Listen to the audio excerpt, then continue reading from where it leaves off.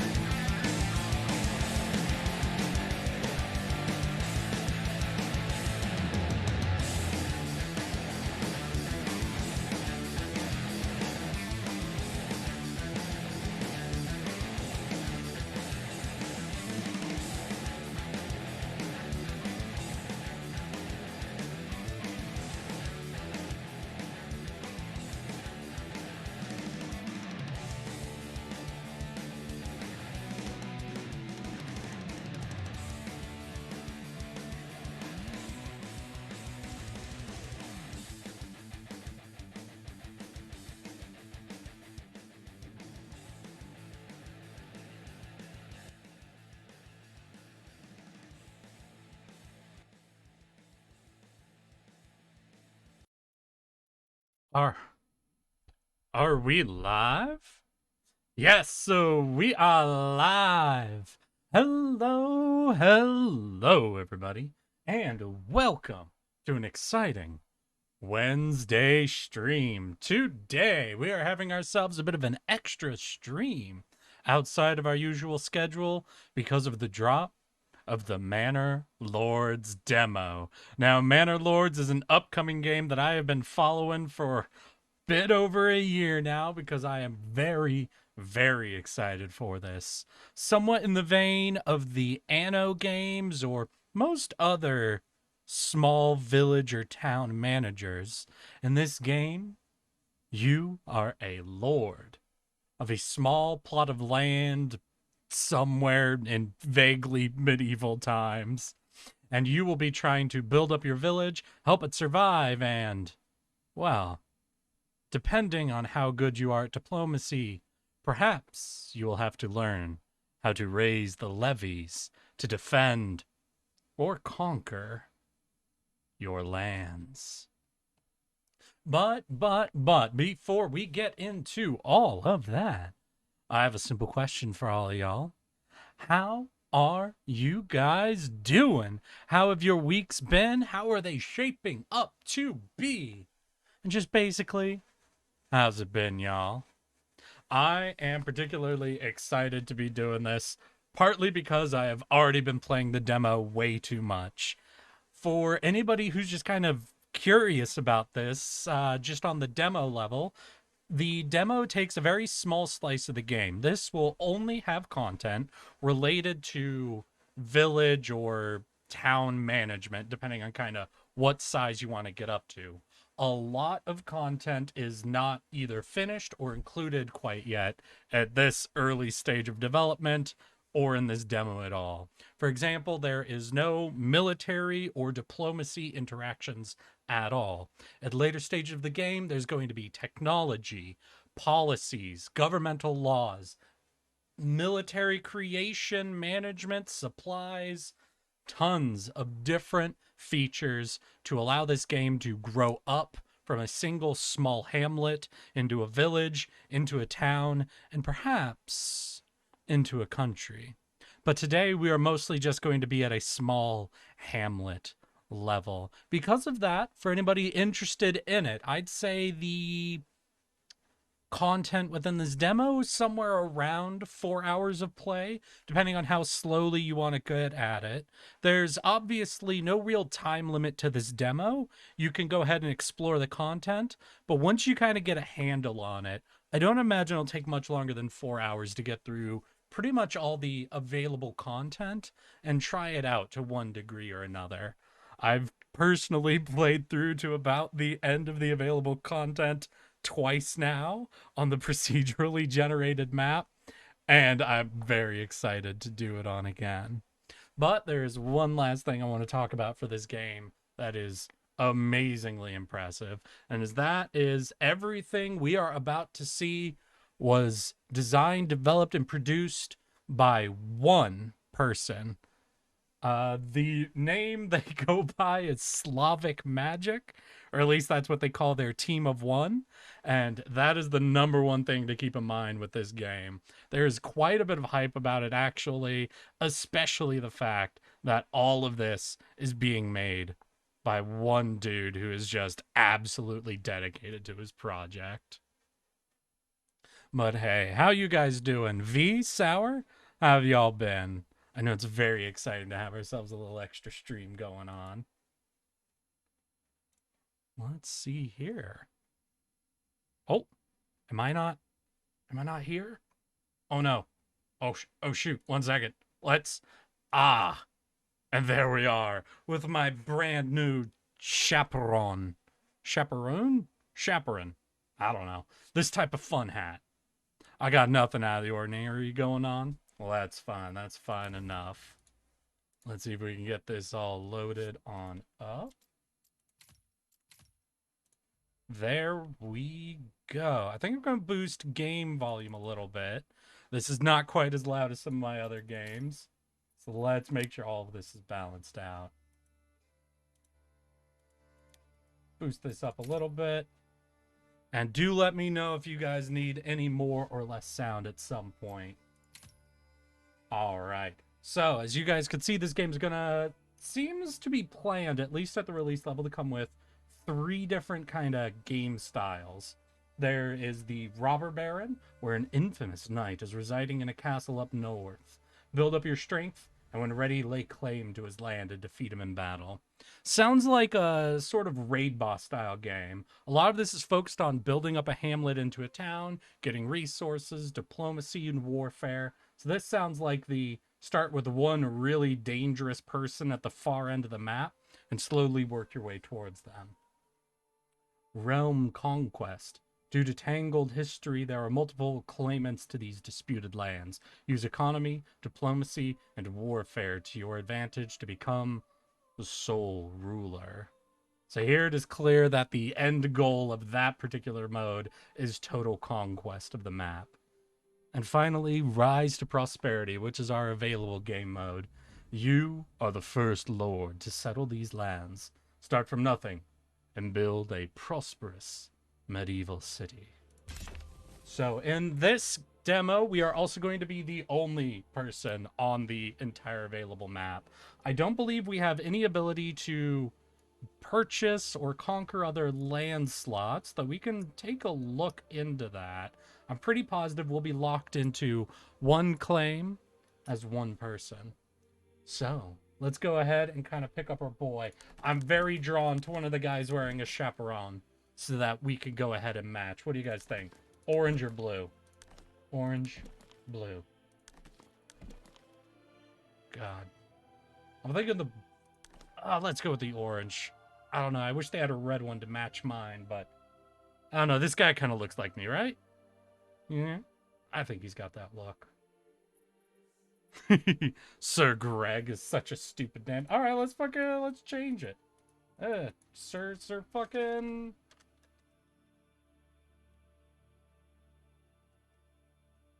What do you think? Sir Eric gets that one? No, it's a bit much. Isn't it? Yeah, no, I think I got it. I got this. Yeah, that has a much better feel to it, doesn't it? Sir Tardigrade. Nice. Nice. Okay, and let's go ahead and take a look. What can we do for a coat of arms? So we got plain, split. Okay, and what's this? Dimidation. The older form of marshalling, combining 2 coats of arms into one by cutting them in the middle. Half dog, half horse. Why not? Okay. Oh, so each of these sections is getting treated as a coat, yeah? All right. Let's play around with this then a little bit. Let's just clear out all the symbols first. Now, section 1, we get a primary color, we get patterns. What's this? Oh, okay.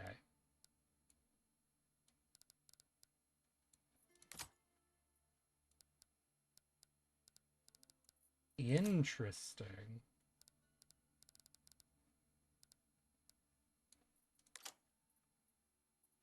Hmm.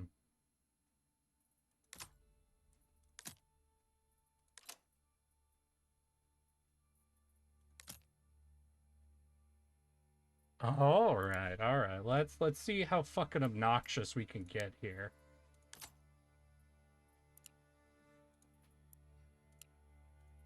Oh shoot, the tiling is totally different. All right, wait, we could change the angle. Oh no. Oh, that is beautiful. I love it. Can you fit nice in the name at the end in parentheses? So like Sir Tardigrade, nice. Is that what you're looking for? Because we can go ahead and do that. All right, so these are already pretty obnoxious. So what can we do? Section 2. So we can pattern that. Oh, okay. Let's see. Do we got like... Ooh.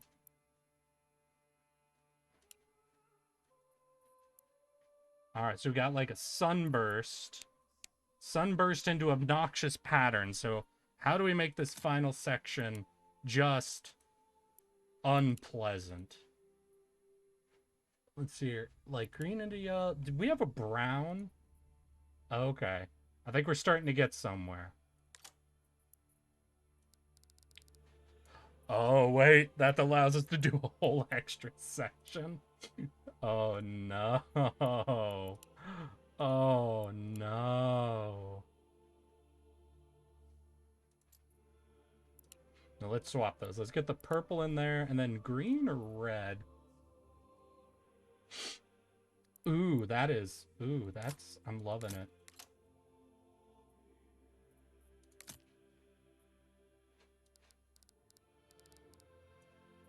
Let's see here, and those are gray. That doesn't really pop, though. Does the red pop? What's gonna give us the most pop here? White, maybe? There. What do you guys think? No, neon pink or green, not obnoxious enough. Okay, okay. We'll look. I don't know if they have a real pink. They've got this light pink.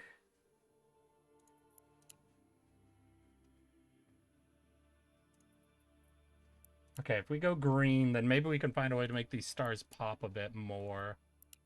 What pops really well on green? Oh, well. What do you guys think? Is this... Imagine you're in a battlefield and this shield is shoved in your face. Would this disorient you? Is this a good flashbang of a shield? Maybe we could change this undercolor? There might be a good one in here.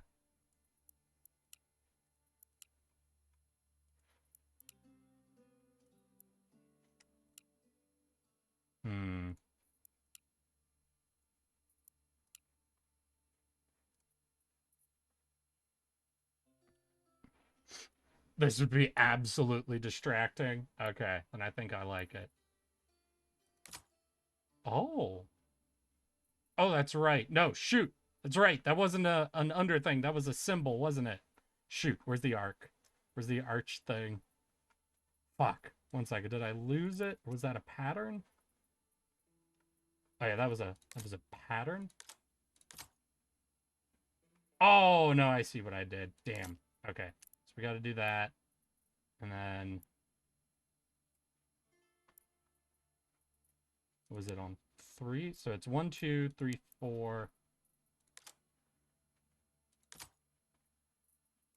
Or no, it was. Okay, so it's that. And then we could do stars. Unless there's anything...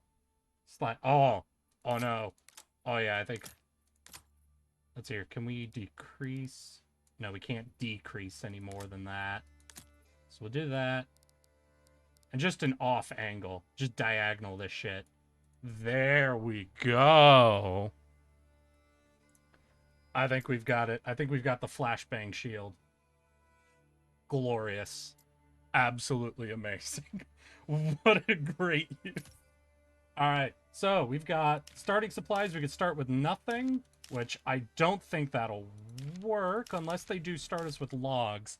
So this game in its demo mode has one thing to keep in mind, is that you need logs to build anything, including the logging building. So if you don't have enough logs to build the logging building, you can have problems. What do we got? Demanding, tolerant. Hey!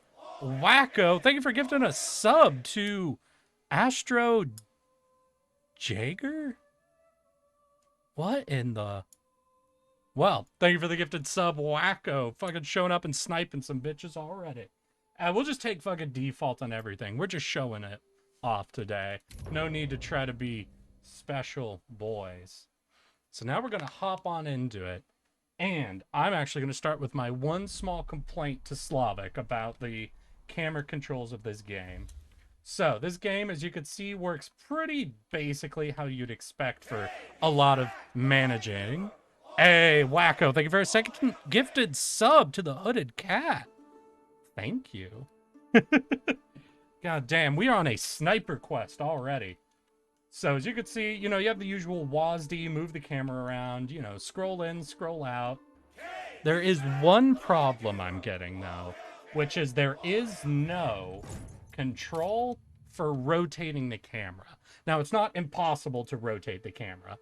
You can do it, one second, by pressing and holding the middle mouse button and moving the mouse from side to side.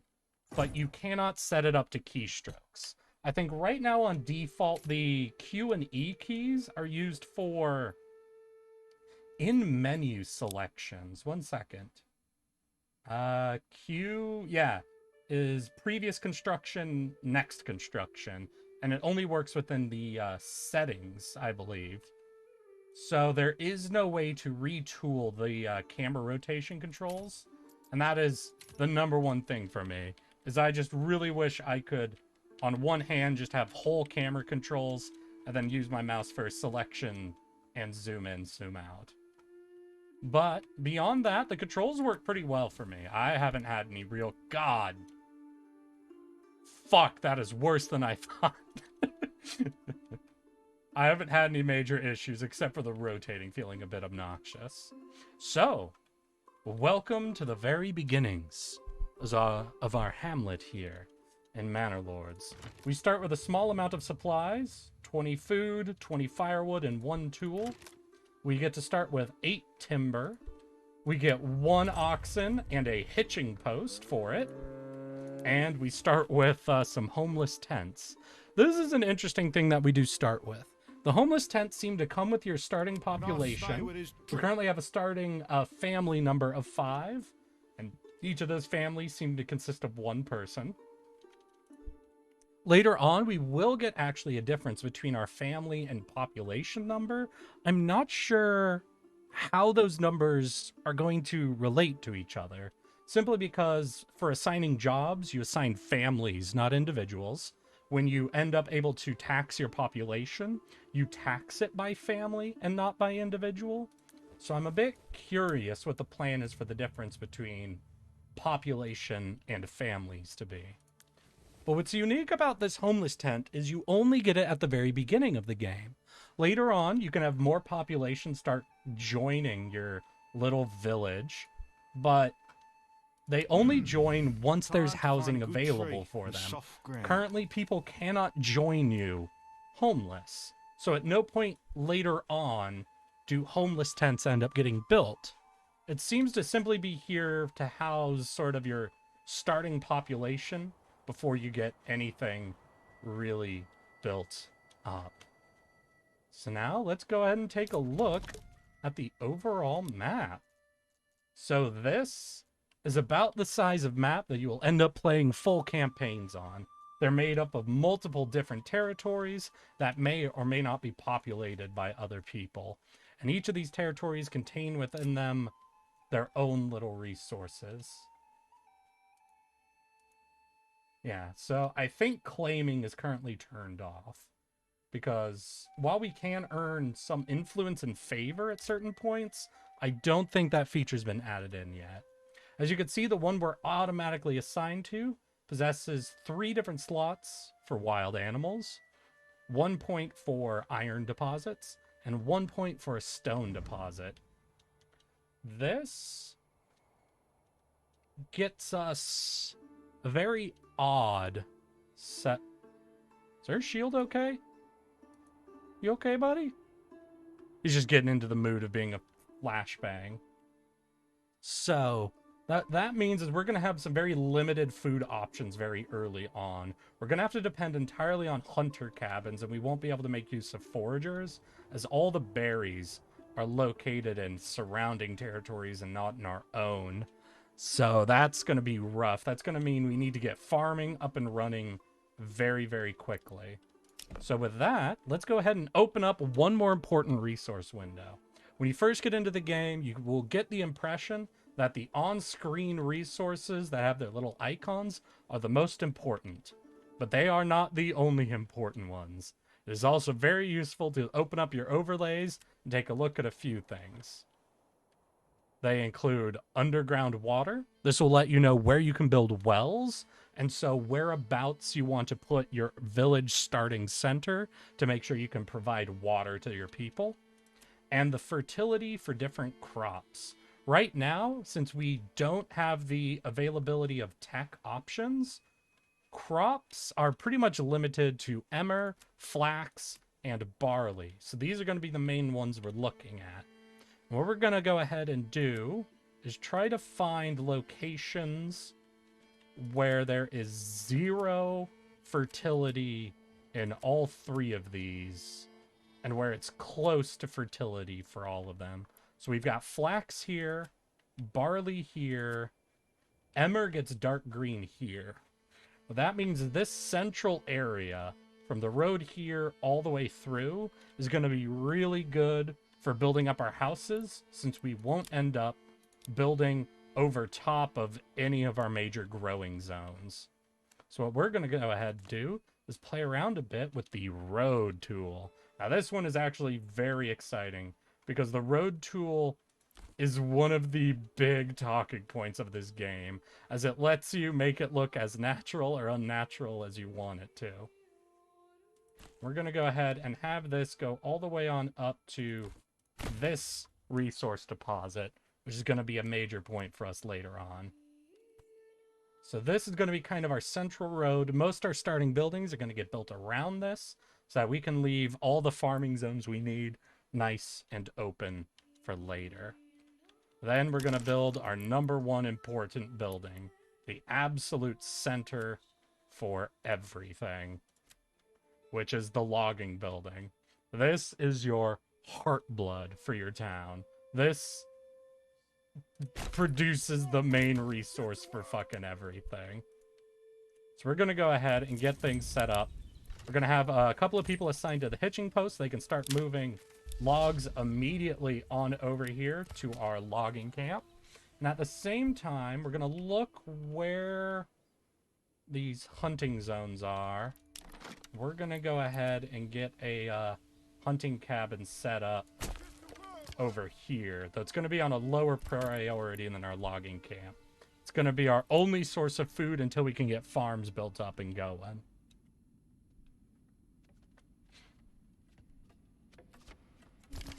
Alright, we'll get one person assigned to that right away. An important thing to track on your hunting camp is what your hunting limit is. This number will tell them how low they're allowed to take animal groups down to. So right now we have it set to 20 to make sure they don't totally wipe out our animals, because that will absolutely fuck us if we run out of a supply of food early on. Alright. While the logging's getting set up, we're going to go ahead and start placing some of our storage buildings. Start working our way through the quest that we get started off here on. And I think I'm also going to go ahead and move the hitching post on down here. Beautiful. Shoot.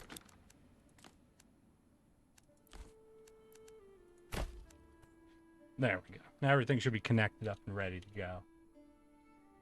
Yeah, we're just gonna max speed here for a little bit, because we're gonna have a lot of resources we need to gather up.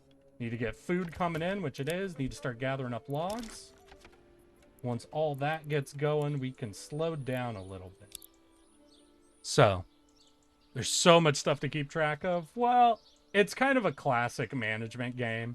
It's about managing resources, taking care of your town, and getting everything moving along nice and easy.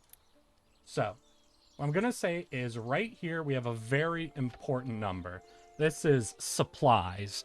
This is not really an exact number in the game, because this measures both your food and your fuel.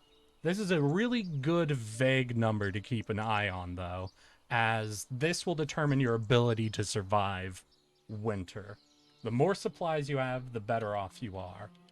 And like I said, our 2 supply numbers are food and fuel. When winter comes around, people can, will, and when you are first playing the game, will often die of freezing to death because you didn't keep up with fuel amounts. So we're going to get that built up as quick as possible, as kind of our right after food in importance, to make sure we can get enough of our firewood built up that our starting population won't be in any trouble once winter starts up here. Let's see, we've got 2 people spared. So 1 person's out farming. 2 people are gathering up logs. We'll get 1 person to the hitching post since we only have 1 oxen anyway. We'll leave 1 free to kind of help fill out whatever needs done. All right. And we'll probably end up assigning him to the woodcutter's lodge once that gets built up.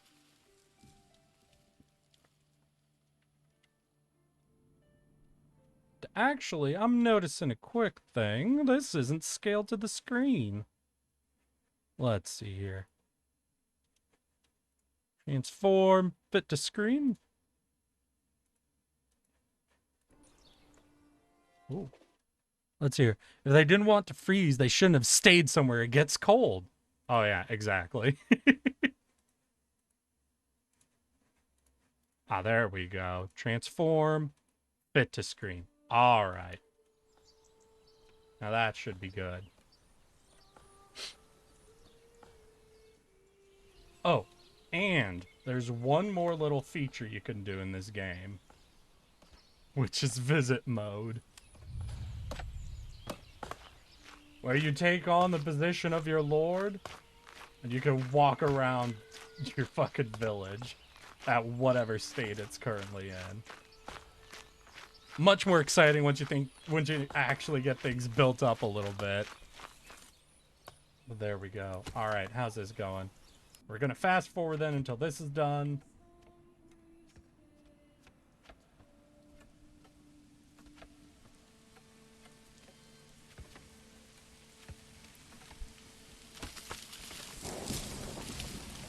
Come on, people, get building.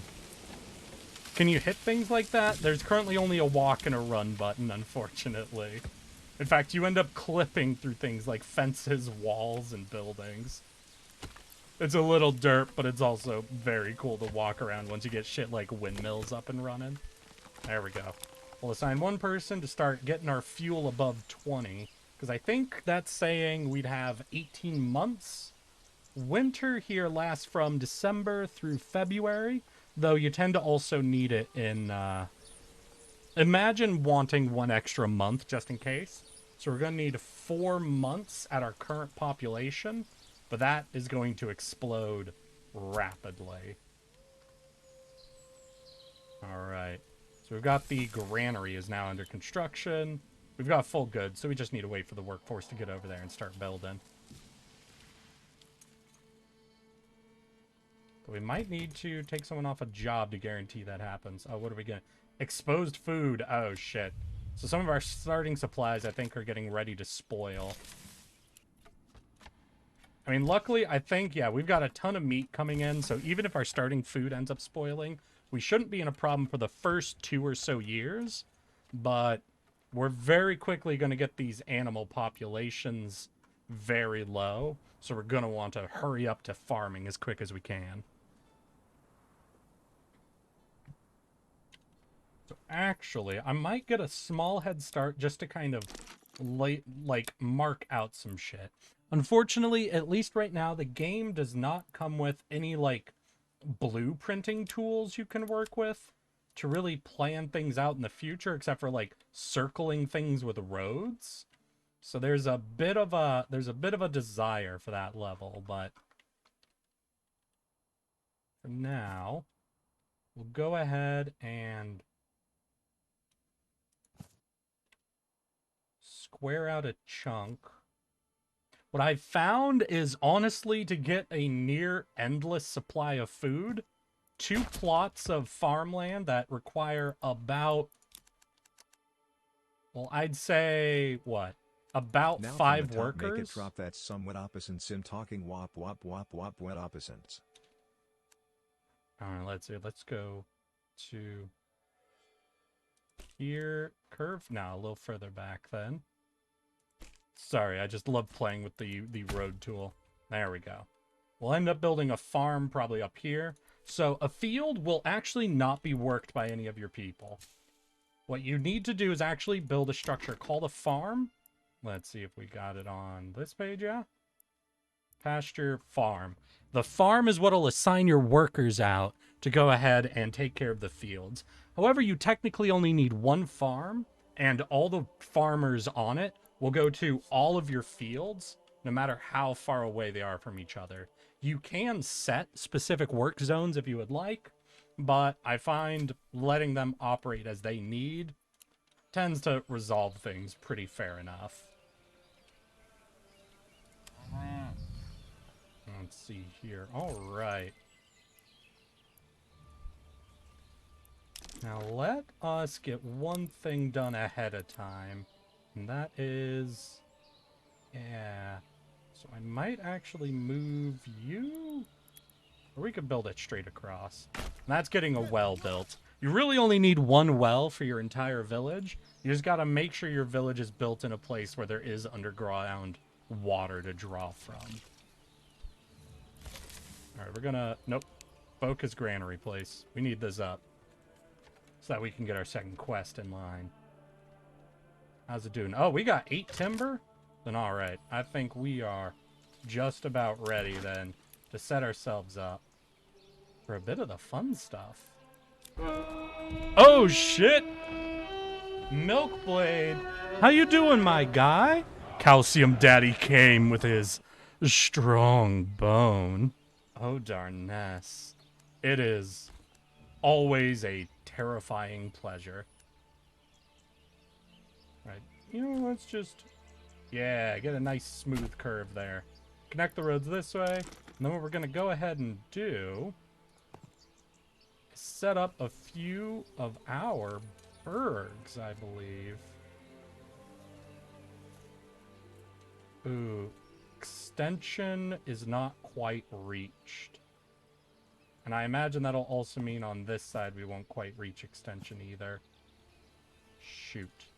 But early on we don't need it. So this is one of the very fun tools in this game.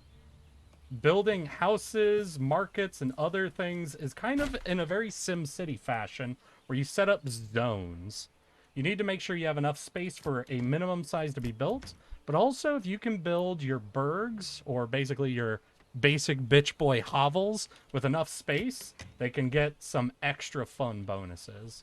But early on, we really don't have access to those anyway, so it's not a big worry. And I think with the granary just about done, there we go. That'll be that quest, our starting quest out of the way. And now we're going to get the quest to go ahead, build the well, and build 5 plots.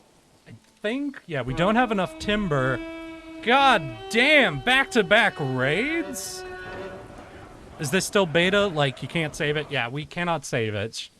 Sean? Scene? Sean. I'm going to go with Sean for now. Unfortunately, this game is in its absolute first early demo mode. This, I think the demo for this just came out a couple days ago. I think 2 days. I really hope it's been 2 days, because I think I already have 10 hours into this demo. So if it's been out for only a day, that is a problem. And I could tell when the full release comes out, I'm going to have problems controlling myself around it. The early demo only includes the gameplay for the early village building stuff. There's no diplomacy, no conquest, no military, none of that stuff. Let's hear it. Let's take a look. Yeah, can't even do development policies or production management. No research or anything like that. But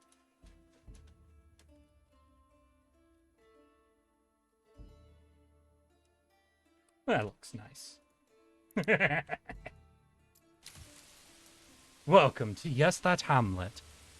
The most glorious little place in the world. Hell yeah. Yeah, I follow a woman on Twitter whose @ is Fake History Hunter, and she consulted on it, so it's extra accurate. Oh yeah, no, I know. Fucking Slavic Magic is doing amazing work trying to get this set up, and to make it look just as gorgeous as possible. So let's go ahead and fast forward a bit so we can finally build enough houses for this thing to go away. It's definitely going to take a bit of time. Luckily, once we get 5 bergs set up, every building or house we make afterwards is pure profit. There will only be new families moving in from that point forward. Let's actually go ahead and take a look. So, flax, no barley. Yeah, so this whole area here, we're currently using it for logging, but will be pretty decent for housing. So what I'm going to do is hug some of these corners. There we go. Bring some of these roadways up. We'll have a little market square here, and this will be more room for burgs. Yeah, so once we have the timber we need, we're going to go ahead and build a stretch of burgs right here as well. Oh, I recognize some of those assets. They got them from the HB. I might not be familiar with the HB, but yes, the developer, producer, the big boy in charge of this game is one absolute Chad. Hey, spooky raid. Hello, Ixonia? Ixonia? Is that Latin style AE, or is that just your own AE? Is that Ixonia or Ixonia? Sorry. Every time a first time chatter pops in, I just have to make multiple attempts at their name. Hey, Wacko, thank you for the snipe. Yeah, so today we are checking this baby on out. This is Manor Lords for all the people just coming in the raid. This is the free demo that has come out. This is a game made by one developer called Slavic Magic, and his goal to make the most hyped single developer game that has ever been created. And as far as I'm concerned, he is winning. All right. Let's hear. How is Hunter doing? We got 36 food here. I think I'm actually going to assign my one extra person to the granary, at least for a short period of time, because I want to start getting these spare supplies over here moved in, as well as start emptying out the hunter's place so that he has more room to actually go out and keep hunting. Oh, and it looks like we have a redeem for all of the wonderful raiders who have joined us today. Alrighty then. Milkblade, and all of your glorious raiders, and Spooky the Bee, with all of your frightful raiders. I just wanted to say, Ara, Ara. Wacko, thank you for the redeem. Hopefully everyone else appreciates it too. So the Stalker franchise? I mean, yeah, probably. Like, there's a lot of obvious, like someone's already said, there's assets that are taken from stuff, but you know how it is. When you're just trying to make something absolutely solo, that is more than acceptable. Ooh, watch for your supplies. Peasants are coming to your village. This is great, but watch out for your supplies. Yeah, as our population grows, you'll probably notice this number going down, because the more people we have, the fewer seasons we can survive off of the same amount of fuel and food.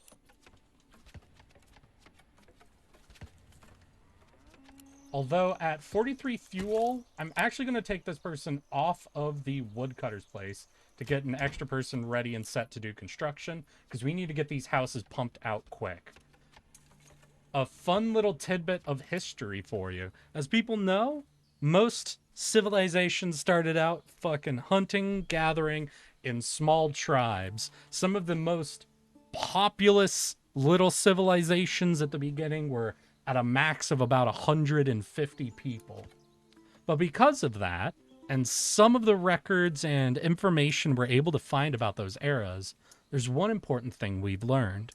And that's every time a tribe's population doubles, its efficiency of work increases by about 25%.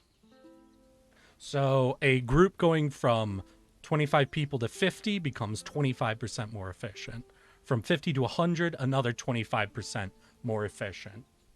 The more people you have, the better you can divide labor, the more jobs you can really achieve and support each other on, and the more productive early civilizations get.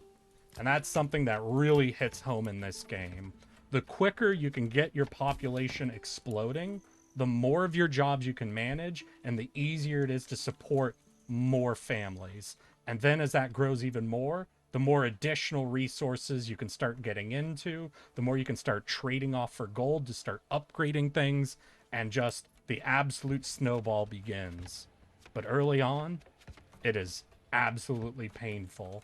Each house takes nigh on half a month to complete. Jobs have to be stripped down to get other things done, and efficiency is low. So we're just going to have to try to get burgs built up as quick as possible. Yeah, once gotten to game dev, I started noticing which assets are from asset bundles and which are OG ones. Hell yeah, Spooky. I have only done, like, fucking Unity level shit with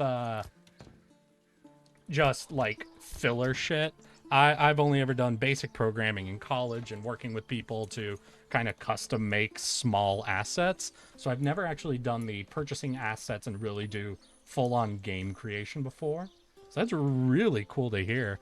You've got anything posted up anywhere, like Itch or something, Spooky? I do not mind you trying to drop a link if you want for something like that. So amazing graphics. Oh yeah, no, I know like 90% of this is all like pre-made and purchased, but this is so seamlessly done that I just have to say Slavic has done an absolutely amazing job here. All right, let's see. We've got 4, so we can get another 2 houses built. Let's see if we can get... Yeah. So that little plus symbol you see at the top of the houses is basically them saying that they can have an extra development on them once you get the resources to support that. Let's see here. How much land this way can I go?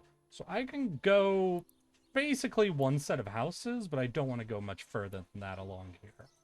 Noted. I think then I'm going to go ahead and just kind of mark that as well. Although that's the same fertility pretty far in. So I don't have to worry too much, do I? Because just the amount of farmland you need for resources, like an 8-person farm, is going to supply you basically all of the resource you need, at least at this scale. So we can definitely make a row of houses here and still have more than enough fertile ground to work on. So I might focus on building houses in this direction next. Once currency trade routes are introduced, that percentage goes all sorts of wacky. Oh, 100%. I do. I made a fan game for some of my favorite VTubers, and I've got a short concept demo for a hyena-based puzzle game. I know that the link calls. I know what the link calls me. Oh. I don't know if I understood that last one, Spooky. What you mean? I'm sorry, I might be having a streamer brain moment. I know what the link calls me. All right, I think, yep, we are fully housed now. We've got a well. Or no, we need one more place, then we'll be fully housed. Oh, link got blurred? All right, Spooky, are you in the Discord? If so, go ahead and just whisper me the link. Oh, sure. Or you can whisper me the link and just let me know once you've sent it, and I'll grab and post it up in chat. I do not mind at all sharing people's fucking game development shit. As somebody who went to college for game development and is currently working at as a games tester, if anyone out there is doing independent fucking shit, I 100% would love to signal boost you. All right, let's get this 5th house so that we can actually start producing more. Yeah, I know we have no farm building. Let's see here. How is hunting doing? No food in there. 34 food at our 12 population. Should be fine early on. Are we only grabbing from here? I don't know where he's hunting from, but that should be fine. Do I Damn, not enough room for a tannery there. I guess we'll put it on this side once we can.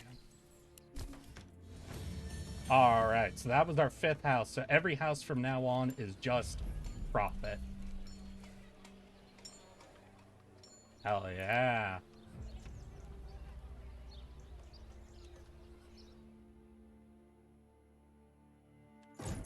Oh shoot, is Discord not popping its link? God damn, bro. What's happening? Alright guys, I'll get you a fucking link, don't you worry.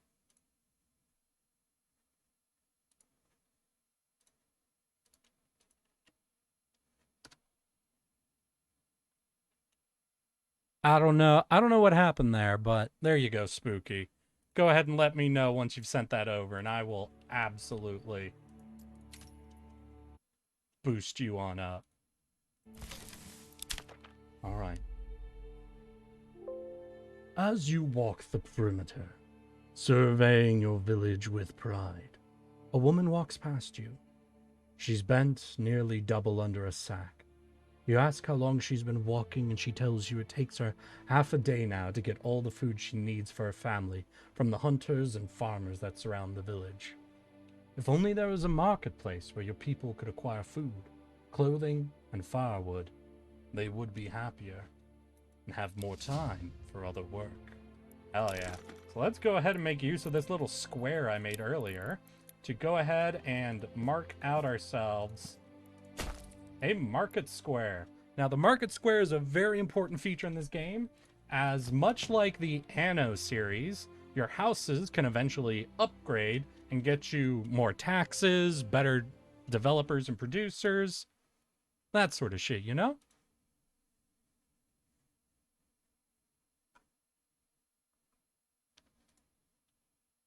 But in order for everyone to make sure they're getting a good variety of food and clothing, getting the baseline stuff tends to be easy, but when you need to get into varieties, you will need a marketplace to sell it. However, every stall, every clothing stall, food stall, and firewood stall needs an entire family marked as a worker on it.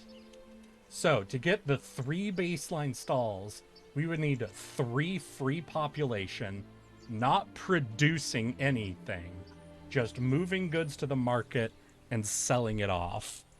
That is great for efficiency, but in the early stages of the game is an absolute horrific use of your workers.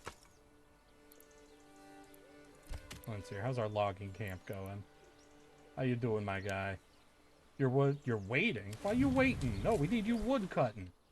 So that's the number one thing. I find I have to ignore getting the market really fully established until much later in the game. When you actually have 3 or 4 spare population, you don't desperately need pushing out resources. In fact, now that all this is moved, we're going to take a boy off the granary. And I think assign an extra boy to logging so we can get our building materials built back up and get even more houses out to get even more population. Oh, hell yeah, new family? Who dis? Heaven shine down and throw the land. There we go, that's another house up. And we need 2 timber per house. This is probably going to be able to give us at least 3, maybe 4 houses along this stretch. So that's going to be 6 to 8 timbers, what we want to build on up. My Taco Bell has arrived. Well, then darn ass, go get your food, my guy.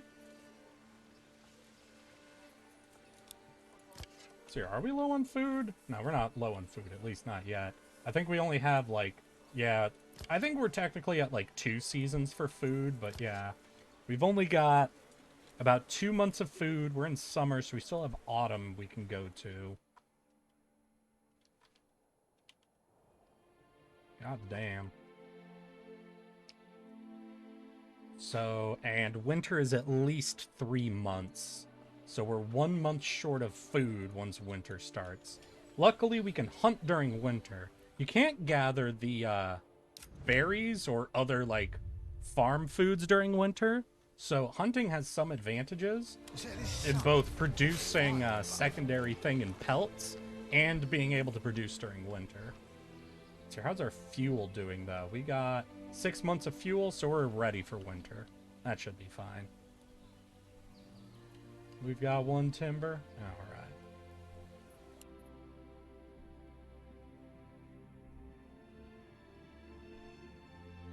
I think then, so we've got 2 spare families. We'll assign a second one to hunting. Try to boost up our food production a bit. Since we're not building anything and don't need the spare guy, we'll set him to also help collect logs. Though with only 1 oxen, we're going to be somewhat limited on what we can do.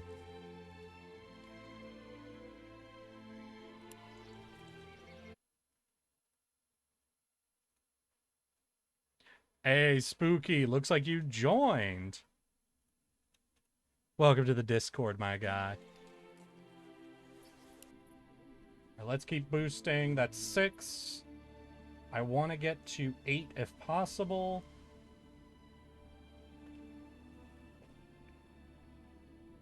Seven, and take 1 away. That delivery will be 8. Beautiful. So, do we want a roadway through? I think we will. So I'm gonna pre-mark a passage. Hello, Ericais the Tone. How are you? Hey, Matador! It has been a hot second, my guy. How have you been? All right, we'll go ahead and, you know what? We'll actually mark that off to a little into the field, yeah? So I'd say about here should be good. And let's see if we can get... Alright. Yeah, alright, so we can get an expansion house there. And if we're lucky on zoning, we could get 2? Not quite. Can we move the well? We can't. Shoot.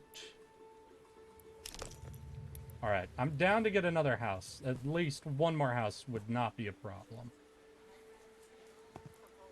So we'll get 2 houses set up to start getting built. And what else can we do to try to help ourselves out here a bit? I think for now, that's just it. Keep building population and keep getting ready to go. All right, I'm starting to crash, so I'm going to head on out. Yeah, good night, Sean. Eric, you are my favorite non-humanoid entity. Aw, darn Naz. Thank you. So many wiggly roads. Well, I'm a wiggly dancer, so it seems right to build wiggly roads. All right, so that's getting going. We got 2 people on hunting. 1 extra person, so I'm gonna assign them to the granary again to kind of get resources moving. And I think actually with that, what I'm gonna go ahead and do is actually prep for the farm real early. How best to do this? So we've got that road there. Would love to build the farm into the road with enough space for... Let's see, what are you intersecting the road here? Because if so, let's remove that. We're going to build the farm along this road with enough space to build, yeah, a road alongside it. Damn it. Alright, we're going to start with the road then. Just to make sure we've got plenty of ways for traffic to move here. Alright, we'll go there.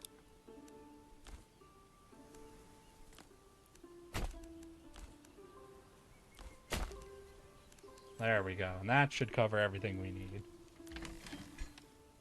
Once the farm is set up, we could start setting a few population to it, though without the windmill and the communal oven, it won't be making much food, but still, getting everything built up and getting ready is going to be good.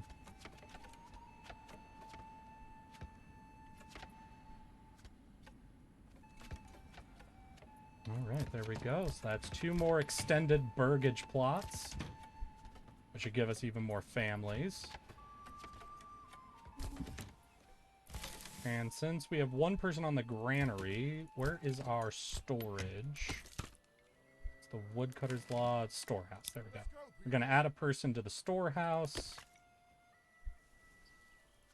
Actually, with you there, one sec. I want to see. I might end up moving the well, actually, to give me this plot of land if I can. Yep, I could fit it right perfectly there. So we're going to set that high priority, get that built, and once we have the second well, we'll tear this one up, and then we can put another burgage plot right here.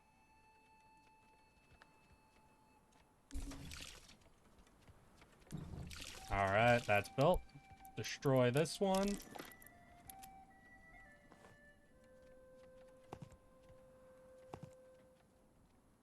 A little longer. Yep, there's the extension.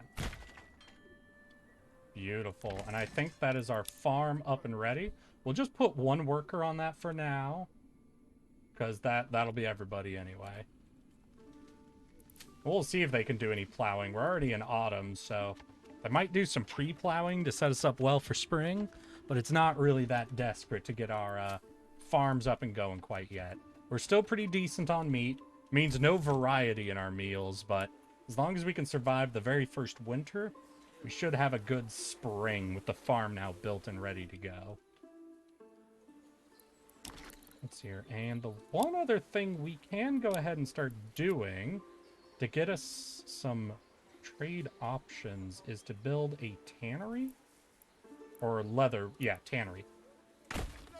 Which will be our very first industry building here that could start making use of some of these pelts that we've been bringing in.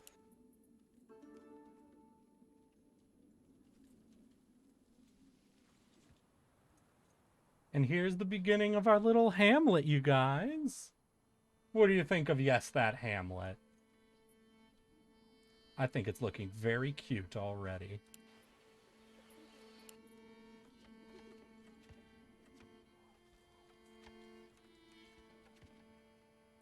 Alright, I'm gonna start building up some of the stalls, I think.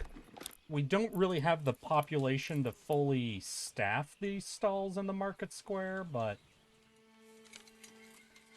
yeah, here's what we'll do. We'll do a classic central build, I think. Yeah, just everybody facing outwards. But being able to know what resources you have and don't have will be a little helpful. Let's go ahead and set our back road here.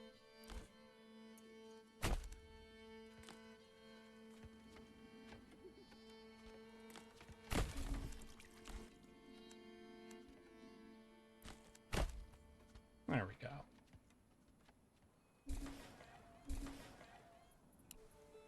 So here, oh yeah, some of the stalls already built up. We got one more wood, so we can get the firewood one built as well. That should be a lot of things built before our very first winter. So we're in September, so we're at the very beginning of autumn, so we might have a bit of time. And yeah, we've got one worker pre-plowing the field, so we'll have a very easy spring.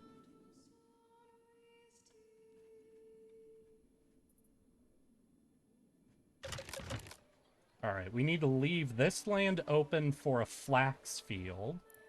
So let's actually see... Or not flax, barley? Yeah, barley field is going to go right here. So let's use our road tool to mark about the end of it. Let's take some of that curve down a bit. Yeah, just because we're using this more as a blueprinting tool than an actual roadway. There we go. And that'll let us know... I don't know if a berg will fit. We'll see if we can fit a berg in there, but that's probably, yeah, that's too small.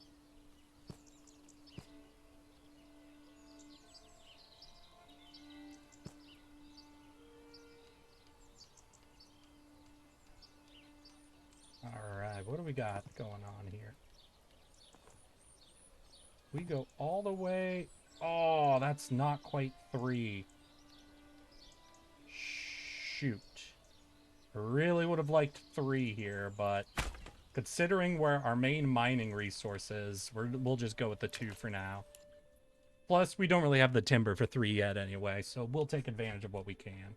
and just get that population to continue booming.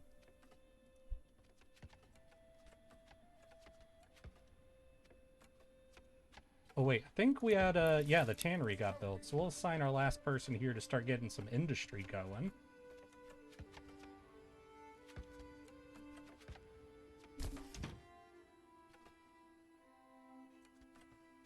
And then at this population, it might be time to start considering getting ourselves into trade.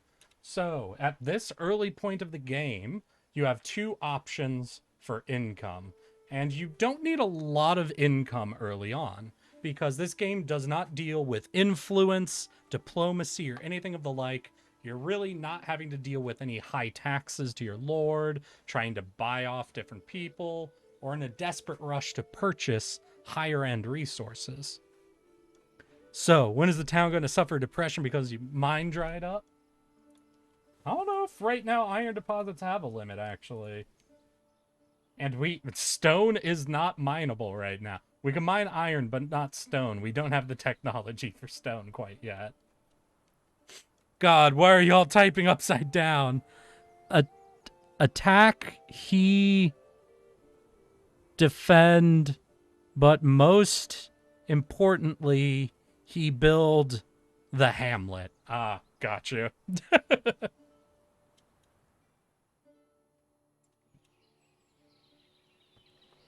Let's see here. Boo, not realistic enough. I want the town to crash economically. So early on, well, in the demo build of the game, there are only two ways you can really...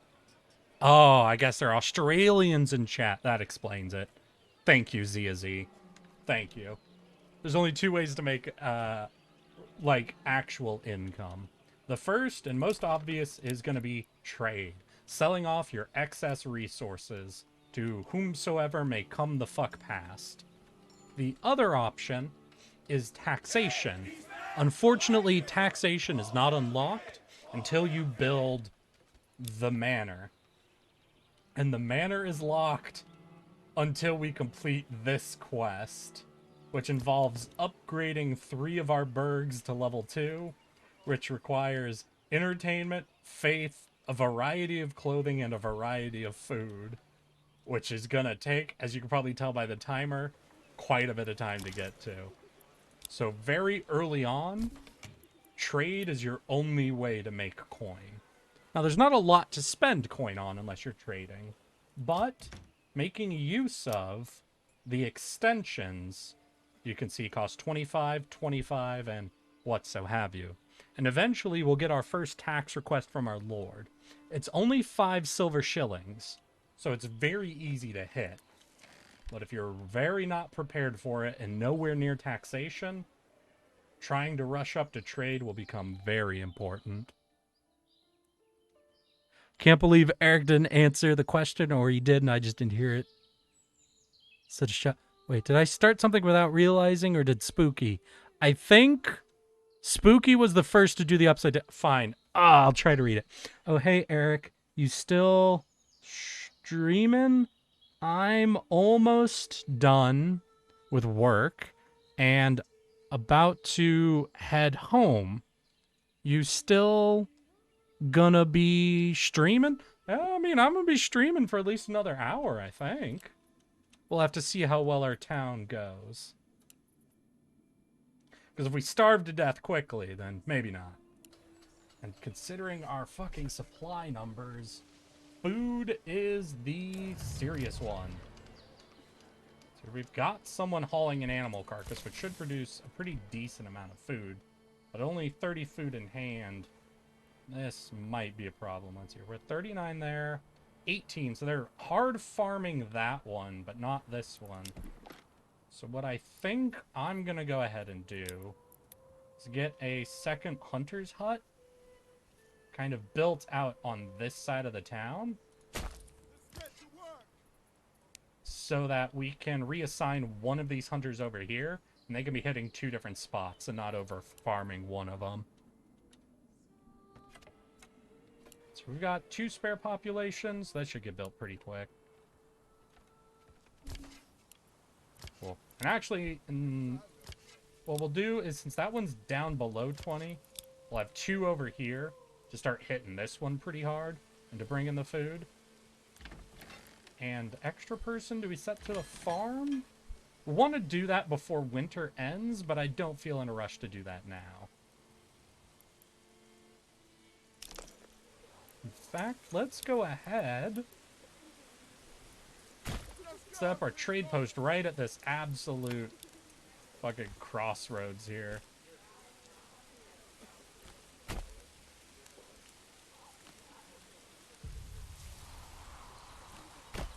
Beautiful. A beautiful mess of roadways. Yeah, winter is coming and we do not have enough food. Our fuel seems okay. It is not okay.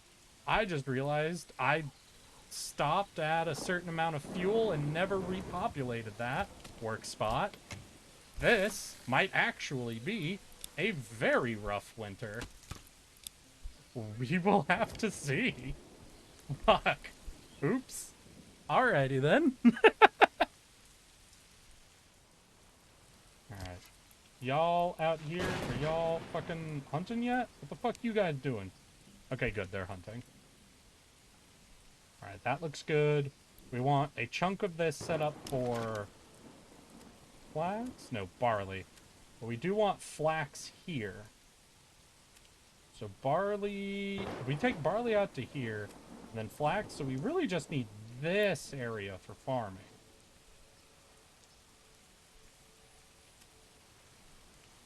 So we could continue this roadway northward even more. And do one more series of houses along it once we have timber. We're pretty low on timber. And maybe I shouldn't build population while we're low on resources and heading straight into winter. Ah, got some deer? Alright. That one carcass might last us the winter. We'll have to see. Alright, we'll get this trading post set up. Try to set some of our expected trade numbers.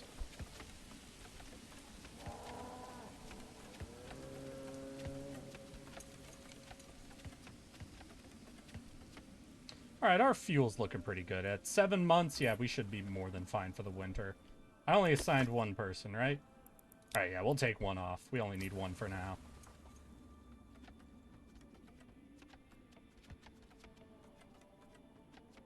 Food looks pretty solid, so even though this supply is saying we're bad, I think we should be pretty good. Now let's slow things down and let's take a look. We don't produce tools or stone yet. I would never sell off my food. So we can go ahead and look at pelts. We'll look at export only, and leather we'll look at export only.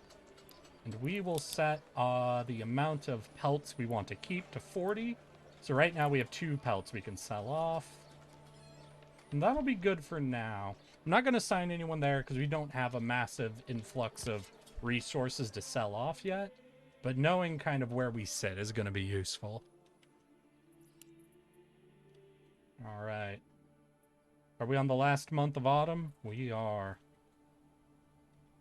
So with that in mind, it might be a good idea to start setting up for spring.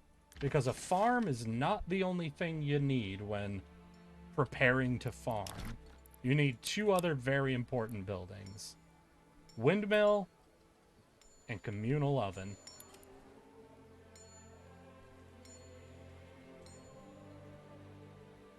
Shoot. Would I be able to fit you in here? Because the communal oven right across from the farm would be cool. Alright. So we'll actually start with the windmill. The main thing on the windmill, as you can see, is a question of efficiency. The fewer trees and tall buildings nearby, the higher the efficiency on your windmill. So down here, we can get 91, 92. There's only 80s out here. 85. Ooh, 95.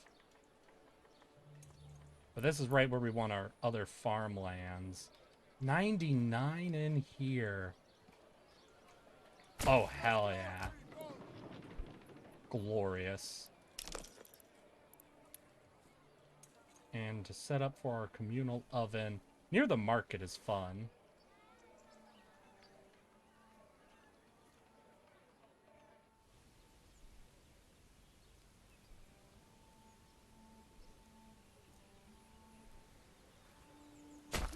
Alright, we'll put it up here near the farm. That should be fine enough.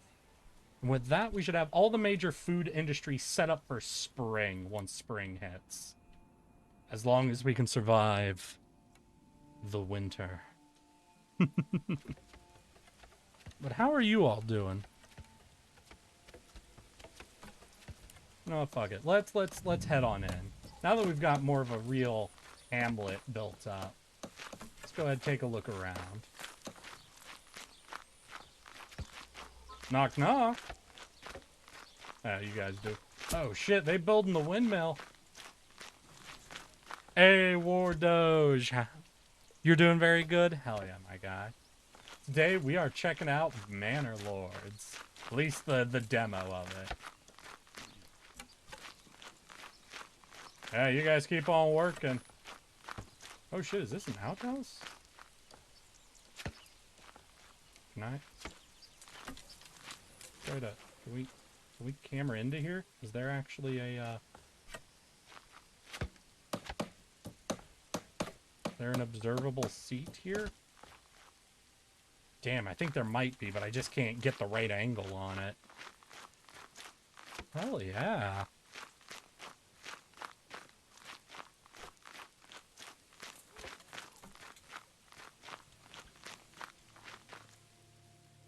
Glorious. So your hunters, yeah, we got a big influx of food coming in, so that'll be good. We've only got one woodcutter. We'll go ahead and bump that back up to 2 since we have a spare pop, just to make sure we are producing fuel through the winter. And once we get to a little ways into February, I'll start building houses again, but I just don't want to increase our supply needs before then. So let's go on ahead. All right, the windmill and the oven are up, so we are ready for spring as soon as spring has sprung.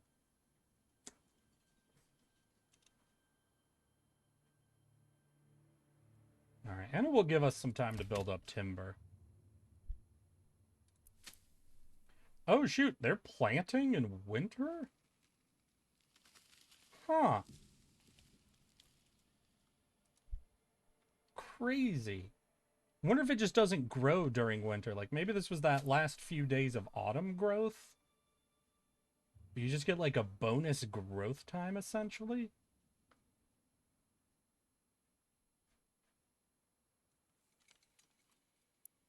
Weird. Okay. So we're December. Winter will go to February. Fuel is decreasing, but we should be pretty okay for a bit. Then we'll have one row of bergs here, which will mark out where the farmland will go.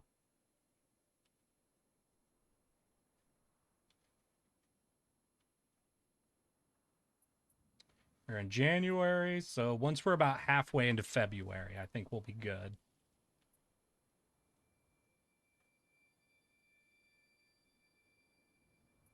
Fuel's still at 2. Food is more than fine because of the absolute Chad hunters. We haven't assigned someone to the trade place yet. Hell, our fuel even just went up, I think.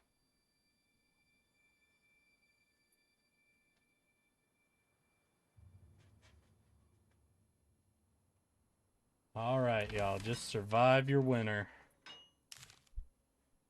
You low on supplies? Fuel? I don't know, we've got like 30 firewood left. Yeah, I'm glad I didn't build any excess houses, because I think we're just going to skirt the line here.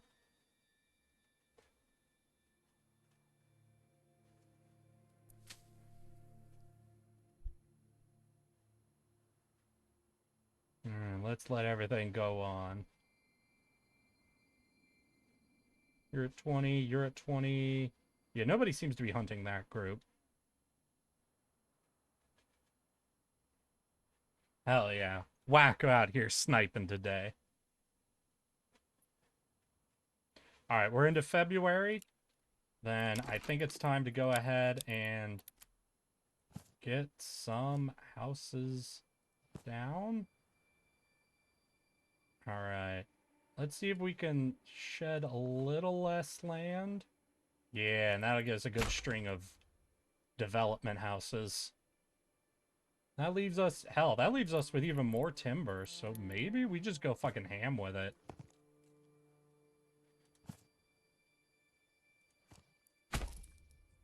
Alright. The time has come to explode, y'all. Absolute growth. Nothing but explosive infinite growth.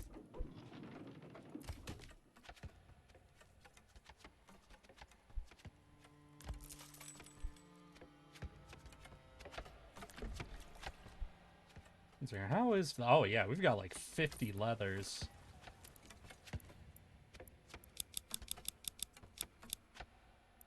We'll go ahead and set that up. Alright, we seem to be coming out of February, so it'll be spring very soon. So as soon as... Yeah, we'll go ahead and set up the farm to have 2 people working it to make sure harvest can come through without much problem.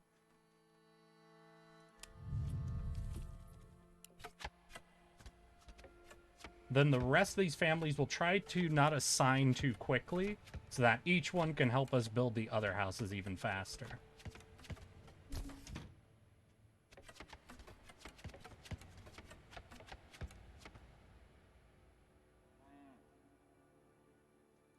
Yeah, keep going, oxen.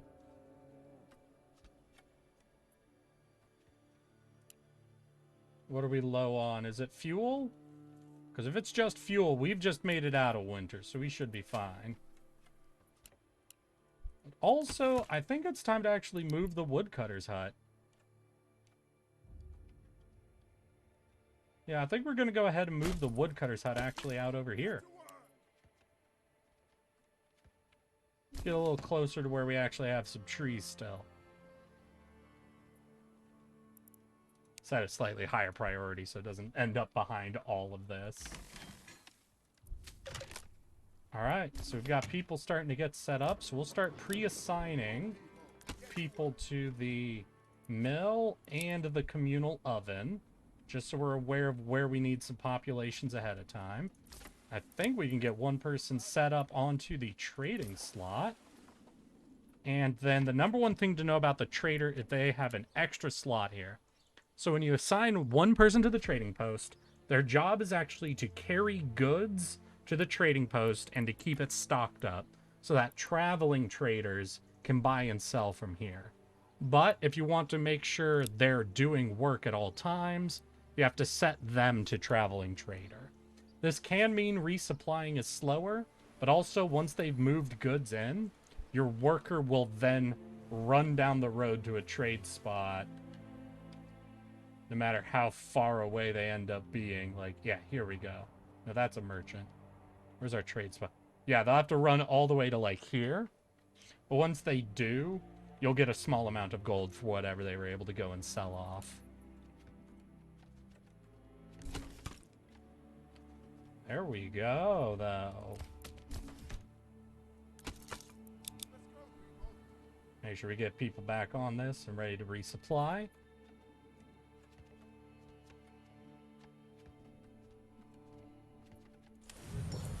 And with this, I think we'll have our last extra house built up. Beautiful. So let's see. We've got 2 people on the farm, which for just 1 field will be pretty solid.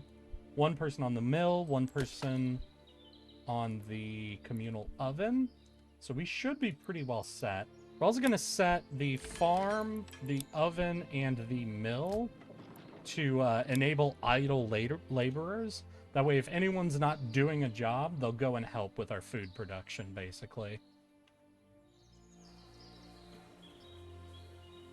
Hell yeah. So with that done, what I want to do next is set up our barley field for next year. So that way we can get ready to go ahead and start making ale.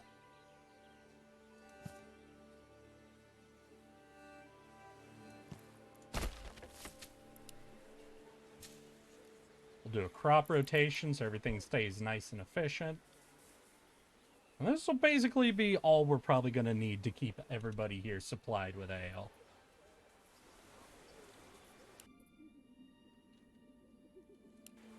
Is there beekeeping? I know there are plans for beekeeping, Spooky the Bee, but unfortunately, all of our farming and industry and trade does not include beekeeping yet. I'm very sorry to say.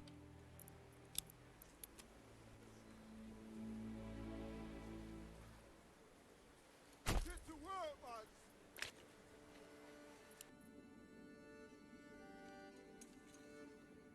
All right, looks like they're setting up this already. So I think when spring comes, actually, they might even be able to finish, because this place is just waiting to grow.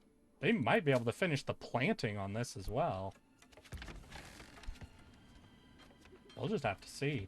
I'm not ready to fill out any ale industry yet. I only have 2 spare pop, and that's going to take at least 4 people, I think. But I guess we're pretty okay then.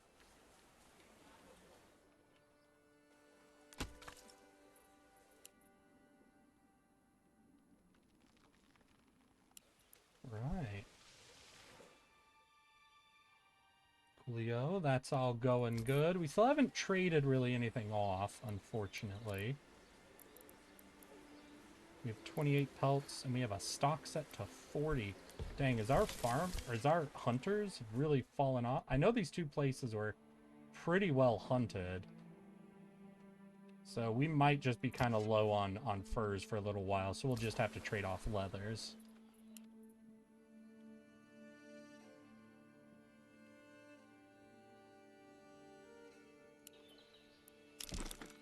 One thing I think I'm going to go ahead and do, though, is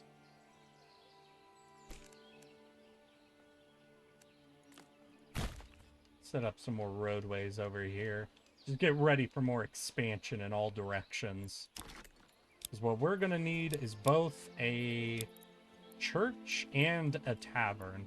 The tavern we can definitely delay quite a bit, because until we get our own production of ale up, it's not going to be very useful. We can build the church whenever, but once you build the church, I think, is when our first tax gets requested. Although we just made 6 silver, so we can pay it now.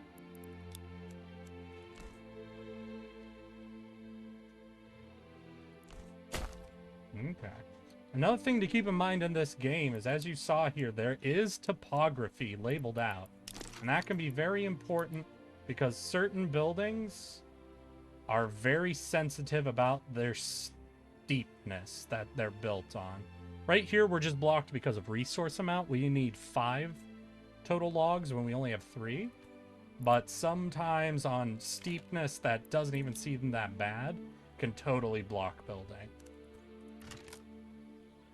Why are you still here? Can I get rid of you? Can you leave? We do not need you anymore. Old homeless supply spot. What is a medieval life simulator without mead? I agree. We luckily have ale, but I do hope they'll allow mead. Oh, fuck. How are we doing? We got a spare person. So we'll go ahead and set them to the logging camp. Try to get as much going. Though honestly, the slowness on the logging might have less to do with the people we have assigned and more to do with the animals we have assigned. So let's go ahead and make our next important trade spot the livestock trading post, as this is the only way for us to get in new animals, including oxen and sheep. There are a few other animals like chickens and goats, but those we get just by spending silver on an upgradable house. So we need 1 more for flax, so we can't use this. So where do we want to expand to?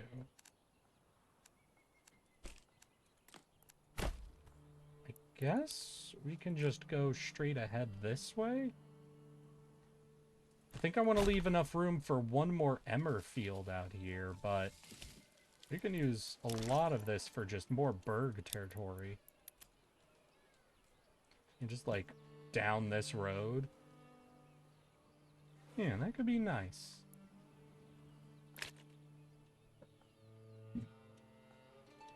Ah. So what do y'all think? Kind of watching me playing around a bit. I don't know. Is there anything on screen at all that you guys feel I haven't covered it? There's stuff to do with approval and public order, but ultimately these features aren't really enabled right now.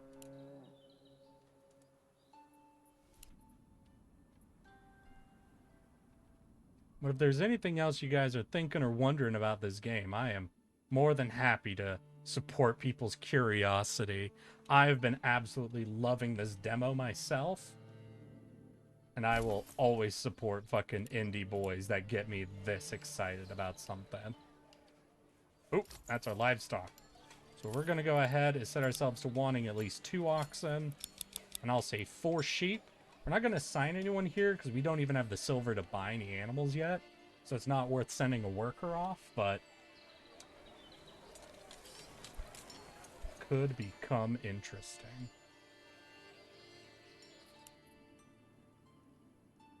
So we're set up so we could start mining, but I don't feel desperately in need of it yet. It would get us gold more rapidly, but I think just waiting up for more timber and getting a church on a hill might be even cooler. As long as we... Yeah, we'll probably build it on this side here. Oh, we need like 8, actually. So yeah, we're just gonna have to wait for resources. How are you doing? You growing? Yeah, they growing. We're still in spring, so we'll have to wait till summer.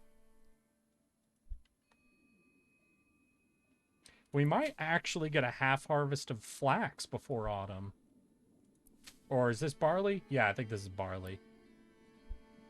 I don't have any of the industry up for barley yet, so I'm hoping that won't pop out until next spring, actually.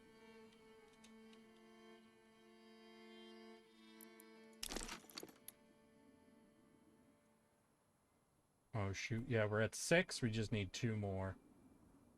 The fuel is also Come on, people. Get to work. very low. I think I'm actually going to go ahead and build a new fire cutter out here. Just even more into the woods. It'll allow us to assign some more people, and I think at a more efficient location. So there we go. How are you guys doing? Is it harvest time yet? Not quite. Yeah, so now we have 17 families and 50 or so population. Get to work, lads.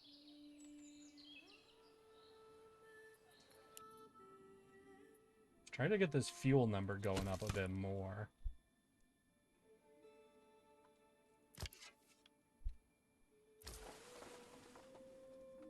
Got some leather we can trade. 1 more timber and we will be fucking ready to go.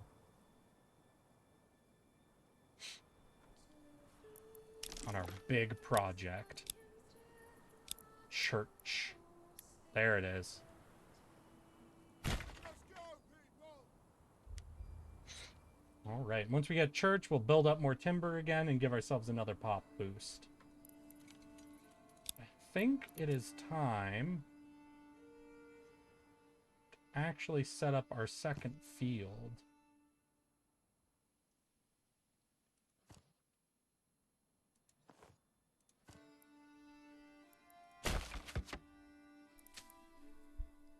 Hell yeah.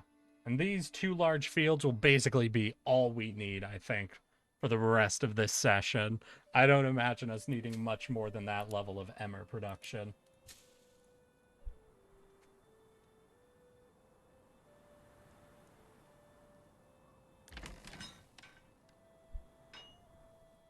Oh yeah, no, this barley growing.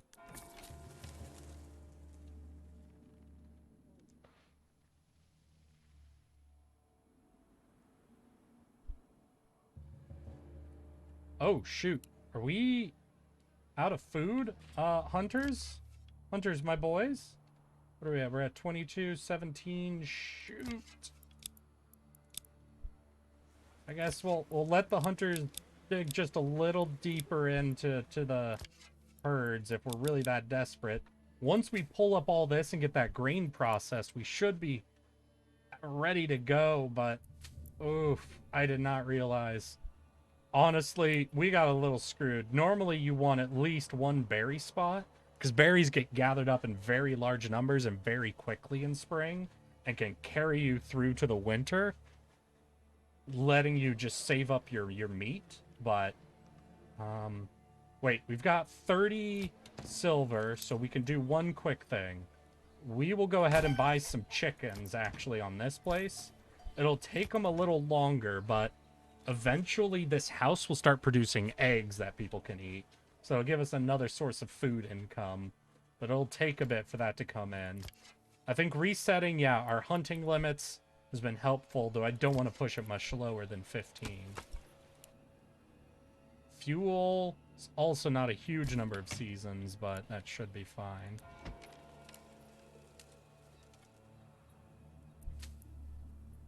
All right, and we are so close to being able to get our grain and start processing that into bread.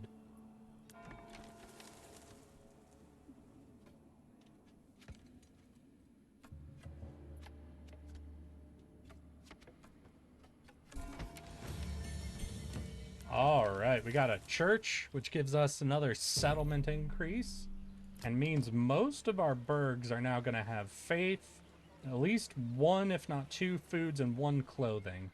Until we get in some sheep or some flax, we're only going to have leather. We won't have cloth. So it's going to be a little bit before we can get that set up as well.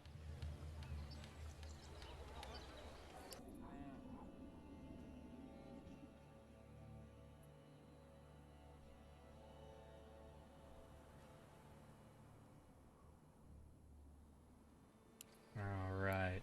We can get up to 4 timber. I think I'll be ready to add another chunk of houses in here to get us more spare pops to get jobs going. I mean, that'll increase our food needs, but we're really just waiting for this first field to really save our asses here. We're at 99% growth. And I think that is storage limit reached on field, yeah? No? No, not quite. Oh, wait, do I still have someone assigned to the storehouse? I do. All right, buddy. Come on out and help everybody.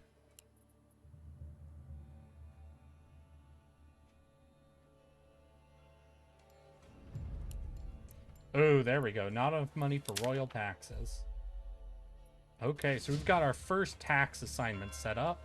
And that is 5 silver. But we do have that much just kind of from the small trading we've been doing. So we are actually way ahead of schedule for that. Thank you, trading post. So if we do end up getting much above 5, I might finally send somebody out to start trying to attract us some extra animals. Because once we get some sheep, we can set up a sheep farm and get ready to start making wool clothes to kind of fill up some of the burg needs.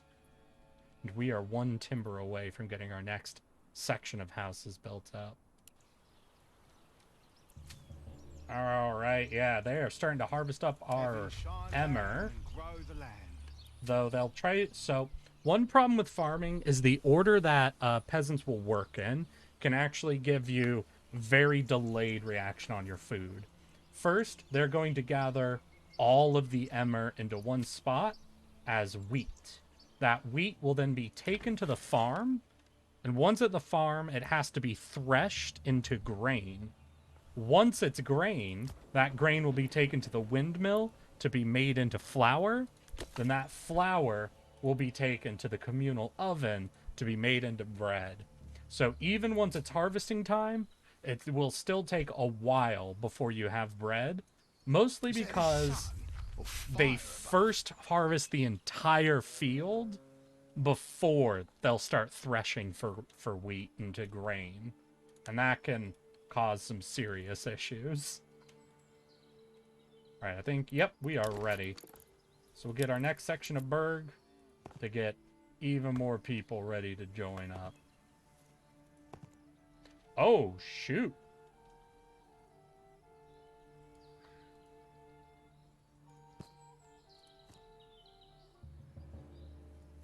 Yeah, that'll fill up the whole section, so let's fucking go for it. Hell yeah.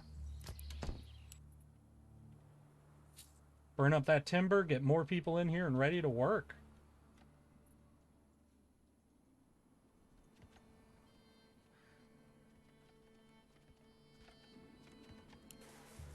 Lord, I know, y'all. I know you want food, but our farmers are dumbasses who refuse to thresh some grain to give us bread. It's gonna take a hot second, y'all. Oh, shit. Eric burned down the village. I don't think I can, actually. I mean, we might be about to have some people starve to death, though.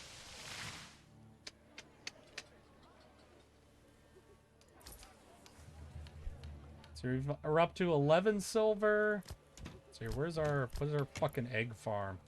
How you guys doing? How's your pantry? You got eggs in your pantry? They don't have eggs yet. Damn. Okay, we got one spare pop. Got another from that building, so I think... Nah, we don't really have much silver. Not a huge point. So we'll set up one other person here to help get things moving and trading properly. Because we could still be trading off tons more leather at this stage. With our total extra boy, I don't know. We could actually finally start manning some of the stalls, maybe? Nah. We'll get him starting to mine up some iron ore so we can get even better trade goods. Starve those pathetic peasants. Damn crazy. Really showed up and chose violence. Alrighty then.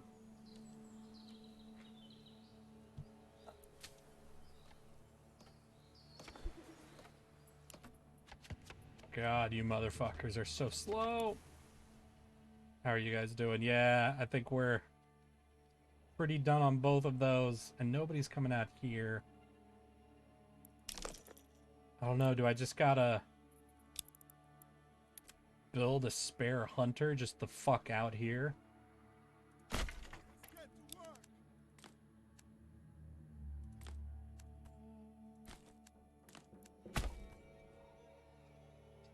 We'll do it. We'll do it just because, like, we're gonna have just small tricklings of meat coming in. So we'll try to set ourselves up for absolute future-proofing. Really, once we get our first harvest in and get that processing, we are going to be more than fine. But everyone's just not helping us out here. They are making this as slow as possible.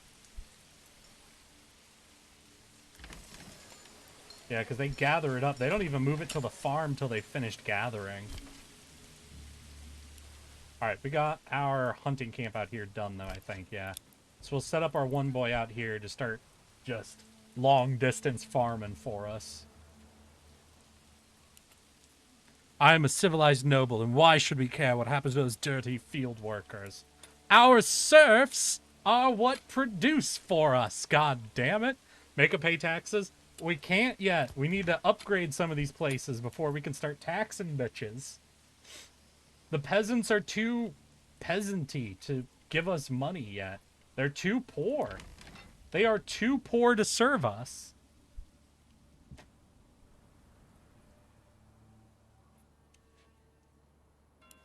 Alright, since this barley's starting to move, I think I'll try to use some of our resources to set up for at least the first step in that industry, which is malt. Oh, I don't think we have enough for that yet. Unfortunate. Alright, it looks like... Are you guys fucking done?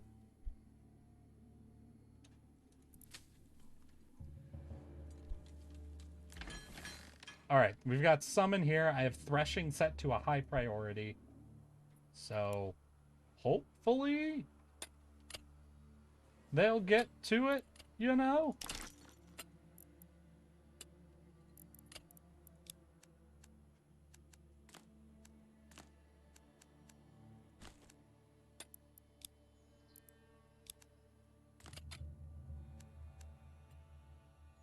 Let's build this out a bit more to give us even more industry space. Because I'm going to want malt and brewery out here. We need to leave this area open for our flax fields.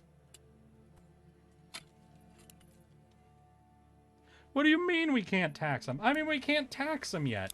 We have to get the whole manor built up before we can tax them.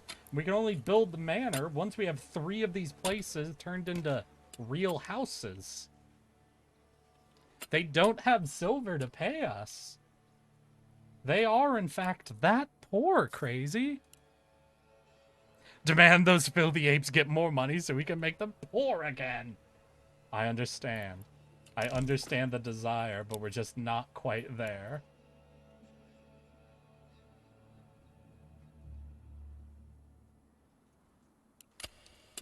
God, I know, we're low on fucking food because these bitches won't thresh. Hey, long distance hunting boy, how you doing? Oh, we've already cut that down to the 20? Alright, we need to set you to 15 as well then. Hopefully, that'll buy us just enough time for these assholes to actually make some flour. Alright, I think they're moving it with a handcart. They're finally trying. Okay. There we go.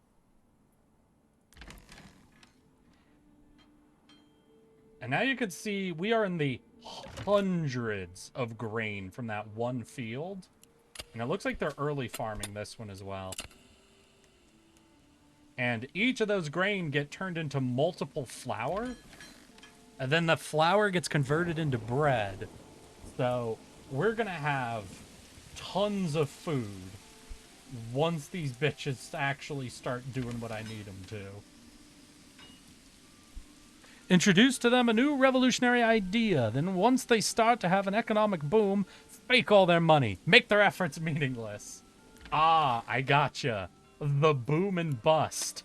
Also known as transitory inflation. Or what is it? Easing. It's something easing. Fuck, I don't remember.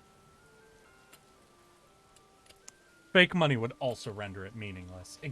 Ah, we get them Hamlet bucks. Quantitative easing. That's what we need.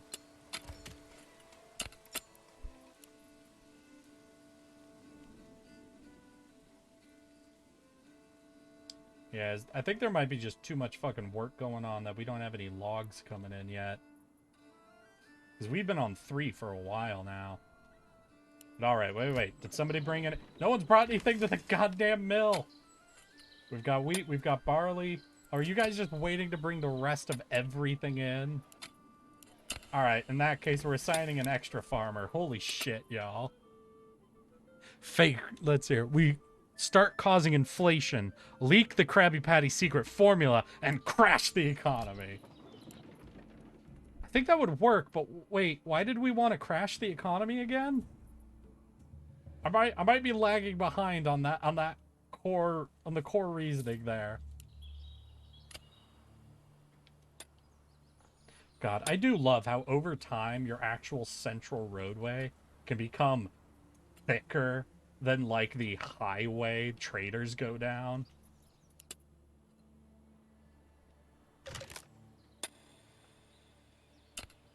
Alright, oh shit, we're at 4. We could start building up the malt building. And after the malt building, we could make the brewery. Brewery. Get to work.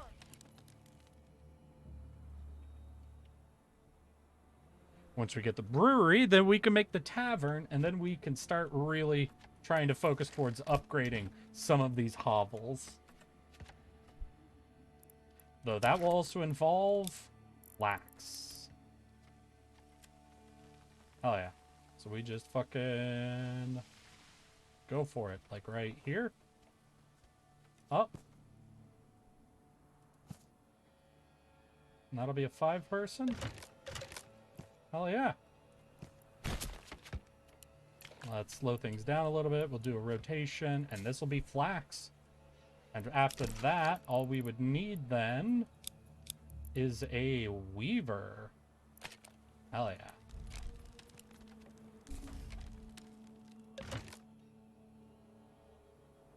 Alright, everything is slowly starting to build. But goddamn, we need more population. Oh, wait, do we have... We've got grain. If we have grain, we have a little bit of flour. If we have a little bit of flour, they haven't moved it yet. We don't have bread yet. We're so close. We're so close to making bread. Shit! We're making bread! Infinite resources.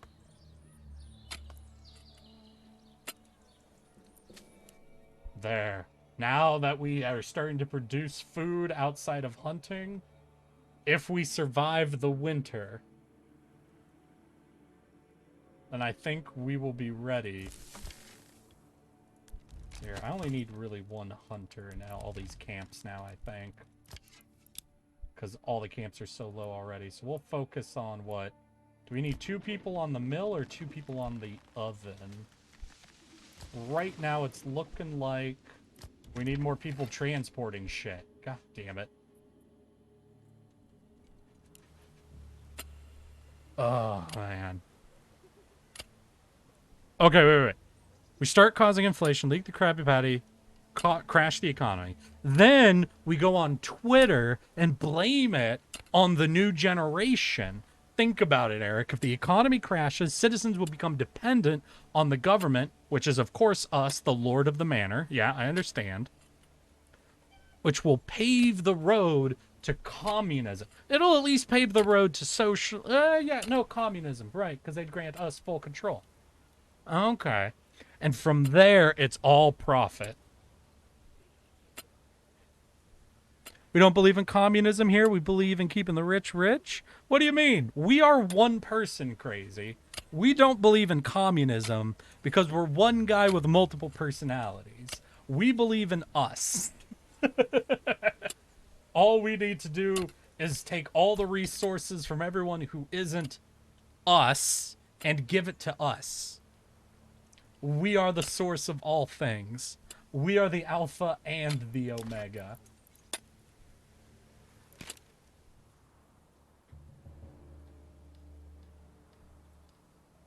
We believe is fuck them and love us. Exactly. Now you're understanding. Alright, how's the oh yeah, farm is just jam-packed with resources. So what I'm thinking that actually means is we're going to need a granary a little closer to it. And to actually have someone working it to keep everything flowing. Can we fit... Oh, is this... Oh, wait. Yeah, if we had the resources, we could cram it in here, but the logging camp is... I'm going to imagine very busy.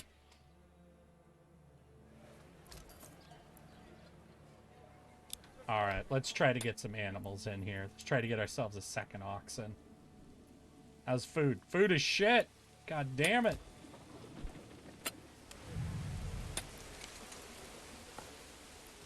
Alright, we'll set up... we don't have the population. Alright, mine boys, we don't need you right now. We've got nothing to do with your fucking ore anyway. Yeah, actually, I think we could sell some of it. We'll just set that to export. We don't need 60 ore. We'll just set ourselves to 40. See if we can get some more profit. Because with profit, make goat. There. Now we have egg and milk. We just need to keep expanding the ways we can make food. Oh, shit! 2 deaths from hunger. Oh, no. I don't want a population contraction, please. That means we won't be able to produce the food we need. Oh, fuck. Oh, no. My boys? We have so much grain.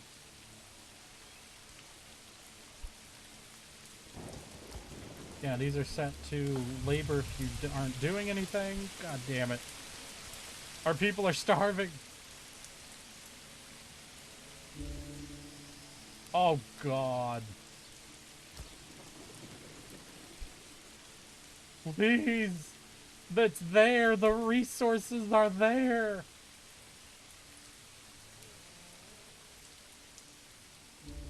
We're just too slow to produce it. And the more people that die, the slower we get at production. The sad thing is, because of researching politics of today's beliefs and groups, I know all the steps to turn a country to communism. Alright. Ain't nothing unfortunate about knowledge. Sure, it might be unfortunate, it might be a little unfortunate, the reasoning. But you know, knowledge is not good or evil.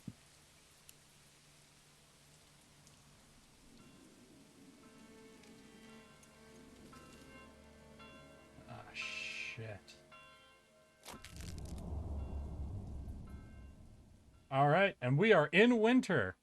Luckily, oven can work in winter. So we're not in a desperate situation when it comes to food because of winter. We also don't really rely on berries or anything. So hopefully our hunters... All right, we might have to do another fucking hunting cut. Okay, let's go ahead, and that's the malt house. Here it is. All right, we'll set everything to 13 because we just need to survive this winter. Do we... Traders will let us get silver. Oh, we don't need a boy in that trade place. We've got so much leather. You don't have to do that anymore. Okay. We'll try to contract the workforce. Just focus on food.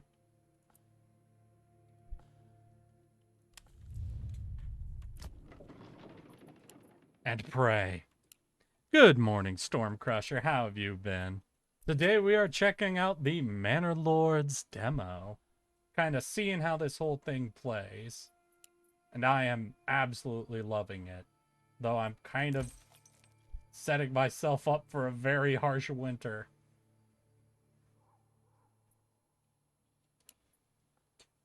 Oh my god. Oh god. Why is there no flour there?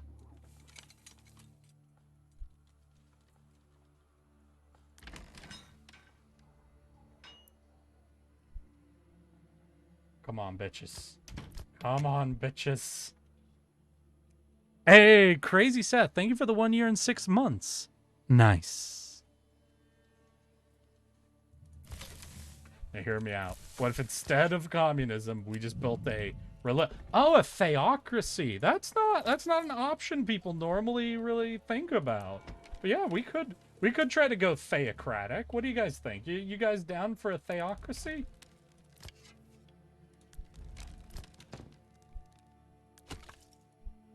Could be interesting. Could be interesting.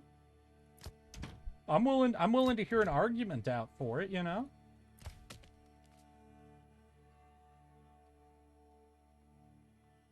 Damn, we haven't brought in, like, any logs in forever.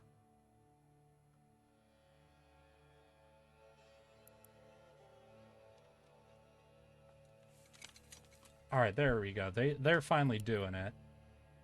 Admittedly, we can't really expand right now because of our desperate food situation.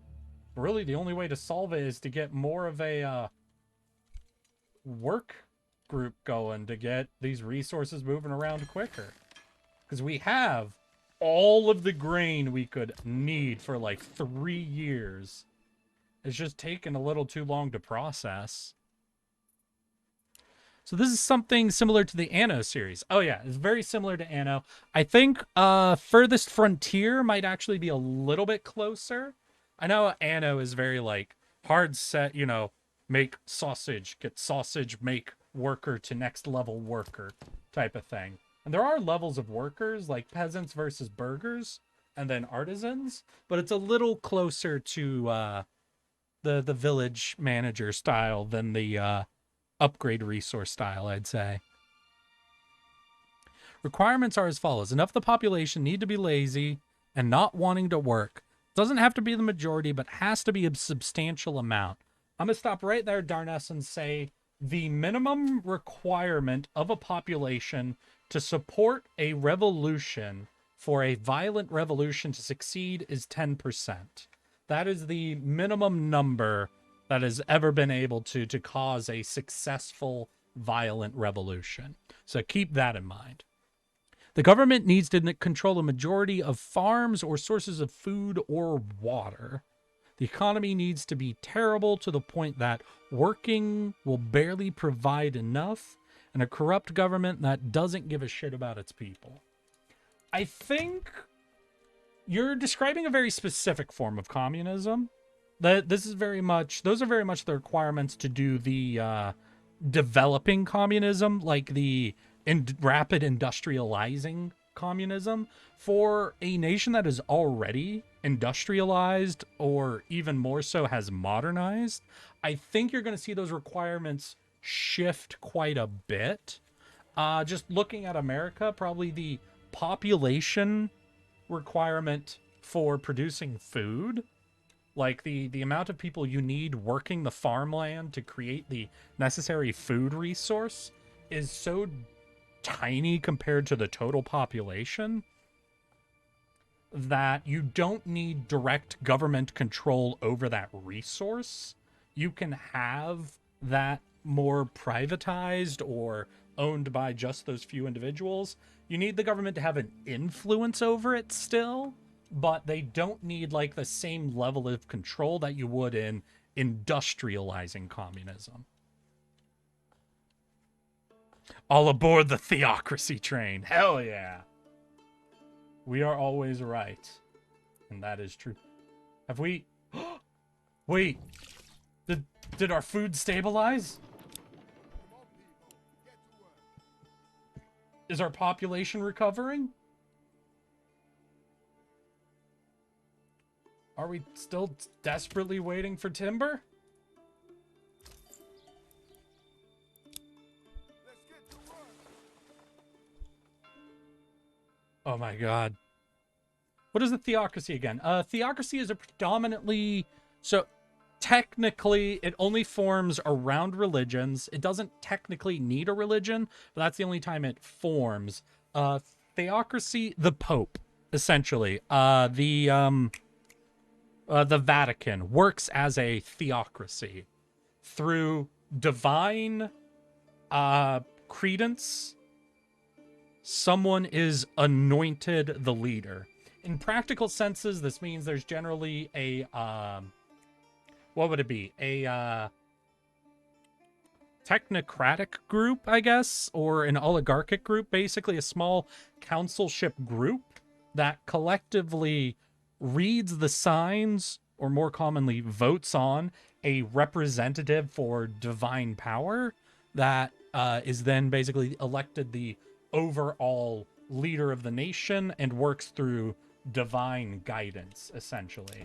A theocracy is any purely religiously guided, divinely ordained system, which is to separate it from a monarchy, because while all monarchies tend to have a level of theocracy to them, granting them a legitimacy, like all kings in Europe were ordained by God, which basically means they gave a contribution to the church, and the church made sure the peasants knew that they were divinely chosen. But a theocracy, which isn't a monarchy, is elected entirely through divine choice, essentially, or a council of divine representatives. So as we are all Eric, we can divinely choose ourselves. Damn, I think, based on how logging's been going, it might finally be time to move the battery.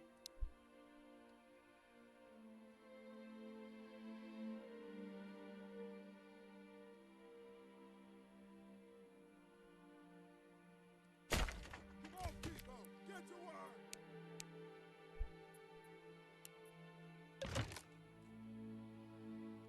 Yeah, it's just taking so long for logs. I think it's time to do it. It's time to send all of our central pieces on out. Get them more into the woods finally. Get to work. Now this whole area can get turned into some more bergs, I think. At least once we get some timber in. Hell yeah.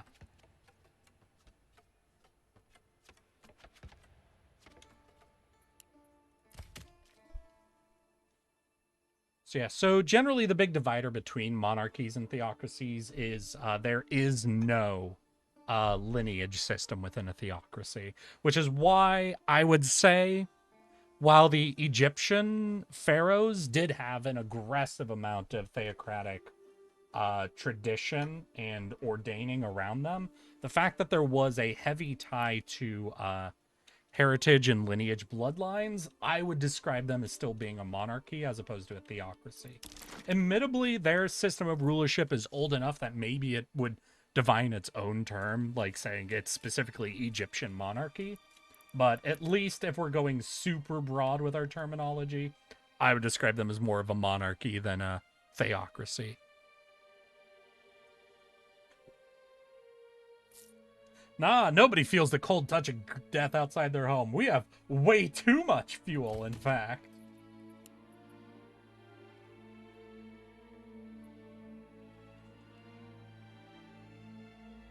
We want to get rid of this road so this can all be Berg. And we'll decide later. We'll leave our central roadway intact for now.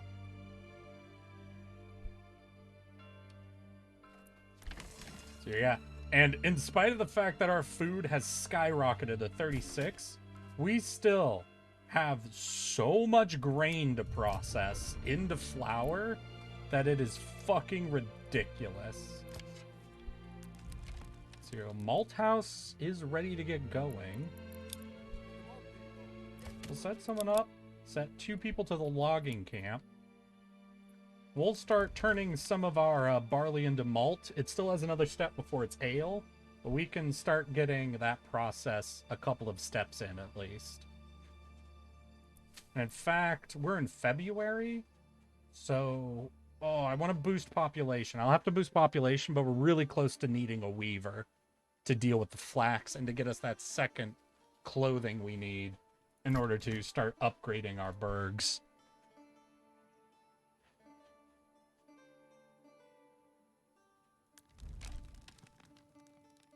How much longer until those things have more money so we can tax America? All right, we need to get the ale house up and running, and we need to get the clothing marketplace up and running. So everybody has 2 types of clothes and entertainment. We just need 2 more things, basically. Like, you can look. Well, they need more variety of food, but that'll come just kind of in time with us hunting and farming. But the entertainment and the clothing are the more tricky steps here. All right, that's good. All right, we got some timber. So we can, industry. We can get the brewery up and running right next to the malt. We can get the weaver up right next to our flax field.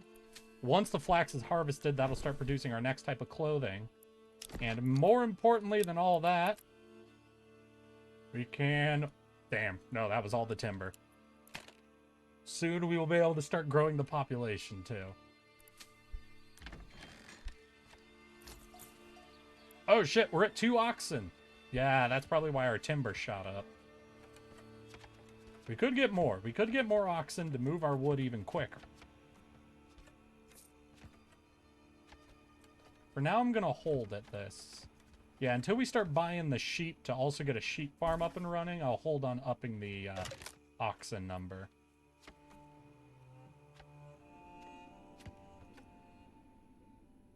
Yeah. So we got our brewery. We'll keep malting for now.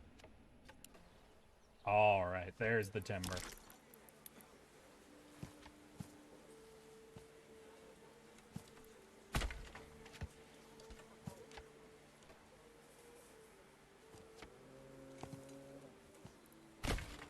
Beautiful. That fills up absolutely exactly how we need. That'll get us 3 population, 1 on the brewery, 1 on the weaver, and then I guess 1 on the tavern after that. Beautiful. I've run out of things to call the peasants. Aw. You try Googling more things. There might be more of them out there. What do you think? Do we put the tavern right across from the church? I kind of like that idea. I think I might go with that.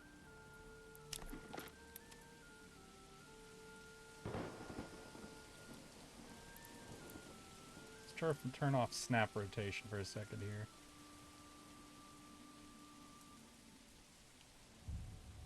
Yeah, let's see if we can get that lined up.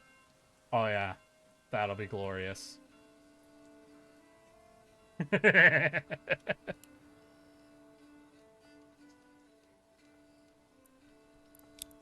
Alright. Weaver Brewery. I mean, our pop still's gonna have to grow, but should happen pretty quick here. Yeah, look at that food number.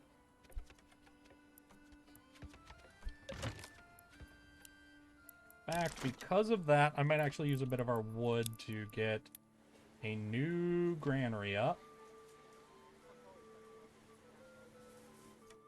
As close to the market and the farm as we can. So here, what are you? You are a woodcutter's lodge. Alright, but we got this one. What we'll actually do is get rid of this. Set all those boys here. Use this space for our new granary. And then we'll also assign someone to officially work there and keep all the grain and flour and everything moving.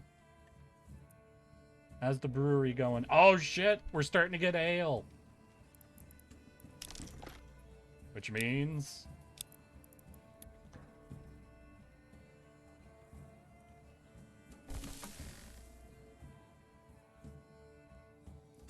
there we go.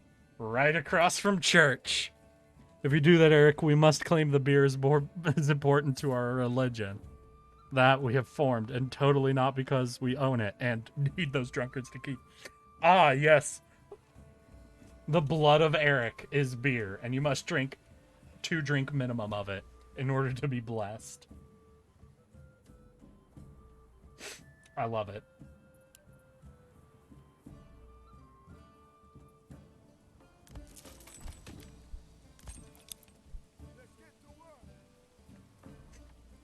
Alright.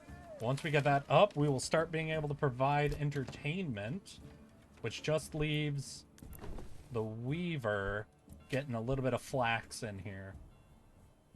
Yeah, once we harvest up the flax, we'll be able to get the markets open with the different clothing stalls.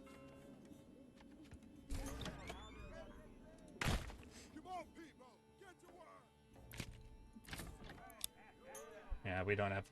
Damn, we've already burnt up all that expansion's population.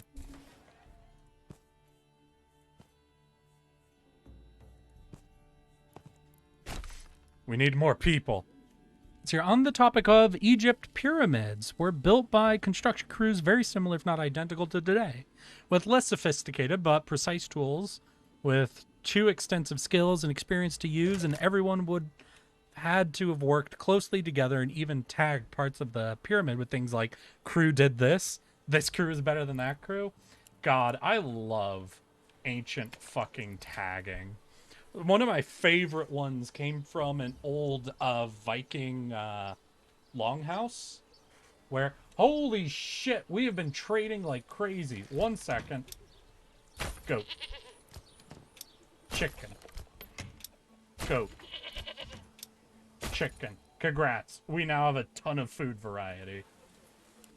We're at the very top of the longhouse, like across the underside of a support beam, was written, "This is very high."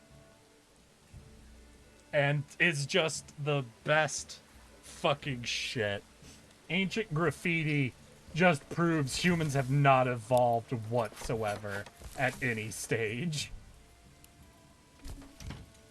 We are just fucking monkeys in shoes, and I absolutely love it.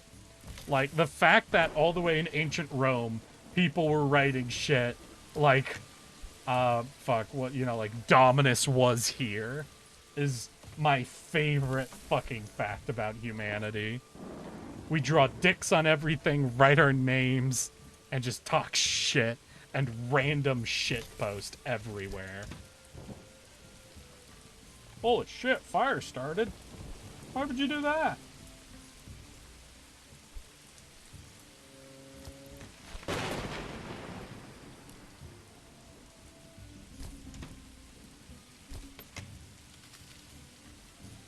Oh, another burg built, so population going up.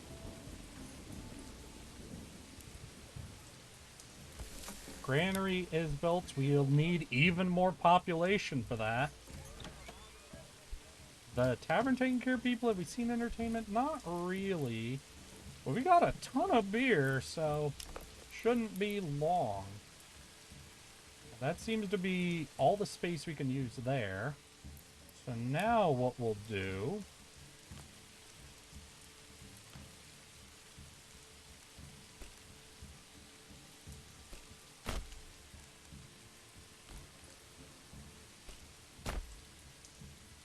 we will be able to build up our next chunk of burgs over here.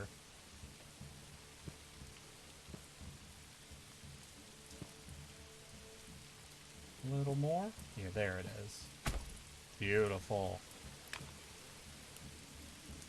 Because with this amount of food and fuel, we should be pretty much set to go.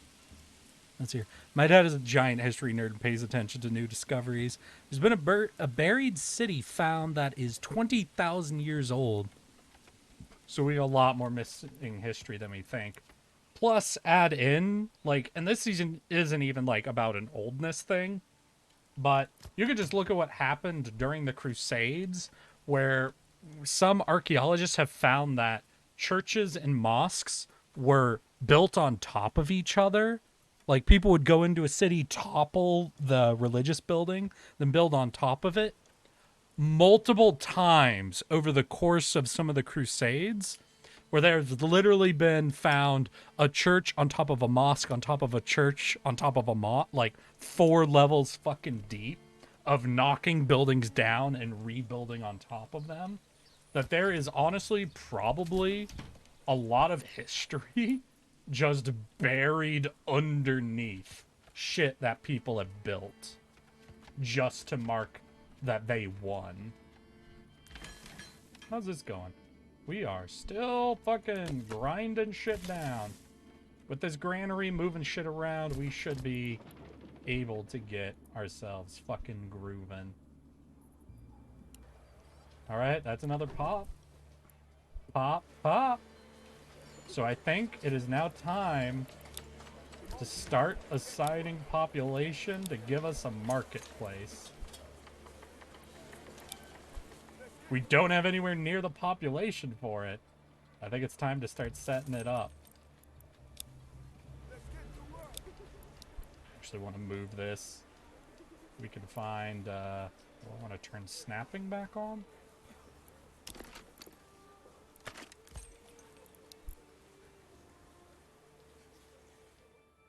So we'll put this here. That might give us just enough room to build another burg.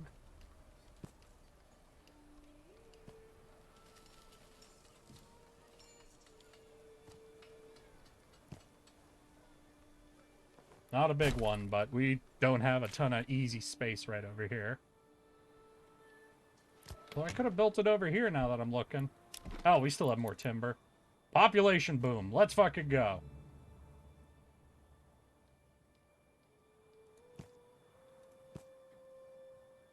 Oh, well, that's efficient.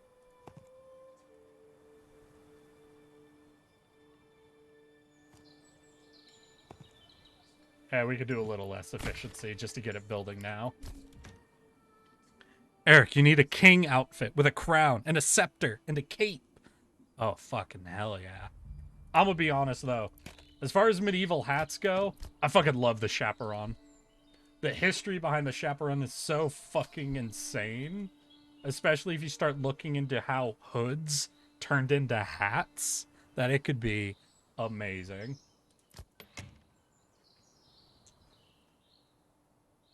All right, let's see. So we got entertainment, faith. We've got only one type of food and one type of clothing. Once this market actually starts getting populated and run, though, I think we should be pretty fucking solid.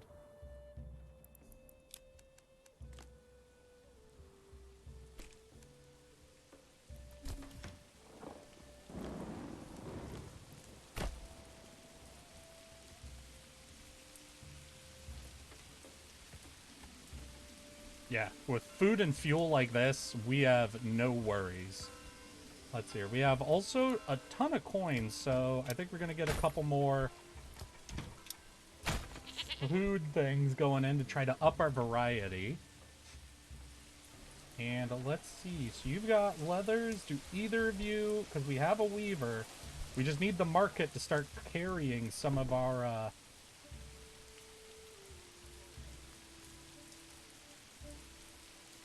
Did we not harvest the flax yet? Oh, that's probably what's happening. So we just need to wait for flax to get harvested.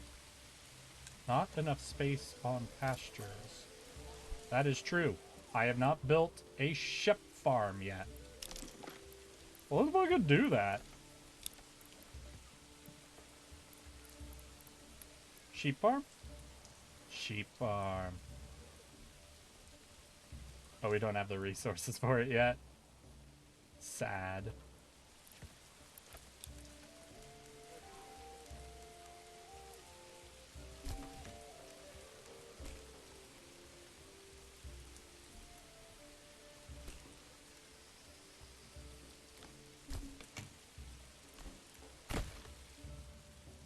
Alright, we'll just let things start building a bit more, and then we'll try to get our sheep up. Ooh, Eric, let's see. Could you explain it to me? I'm sorry, I've already lost my train of thought. What do you want me to explain, Darnass?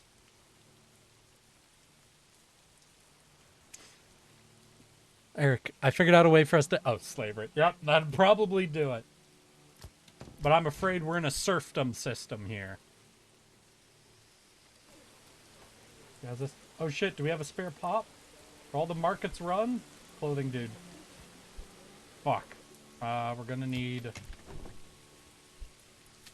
We need that flax to get moving, y'all.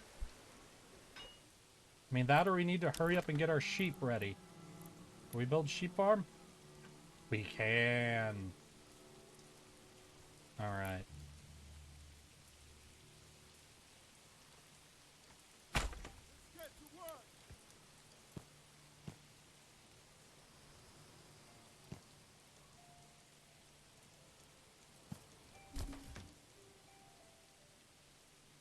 Alright.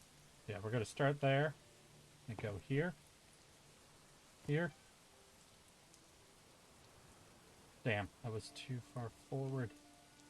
Alright. Here. Here.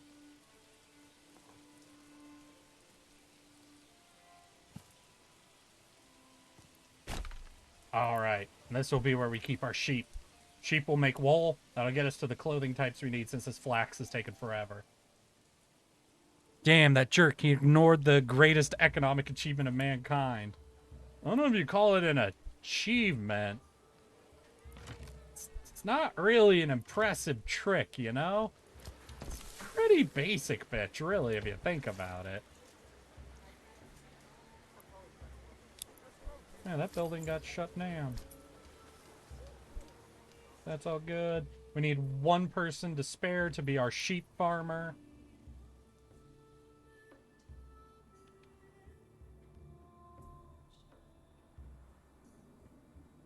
But once we get sheep farming going, we should get weaving going and be ready to add one more clothing stall to sell wool to everybody.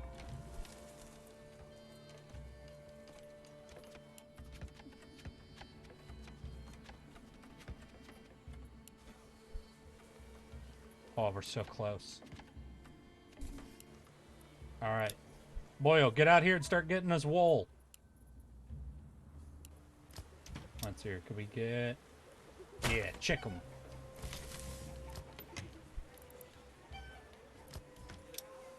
And go. There we go.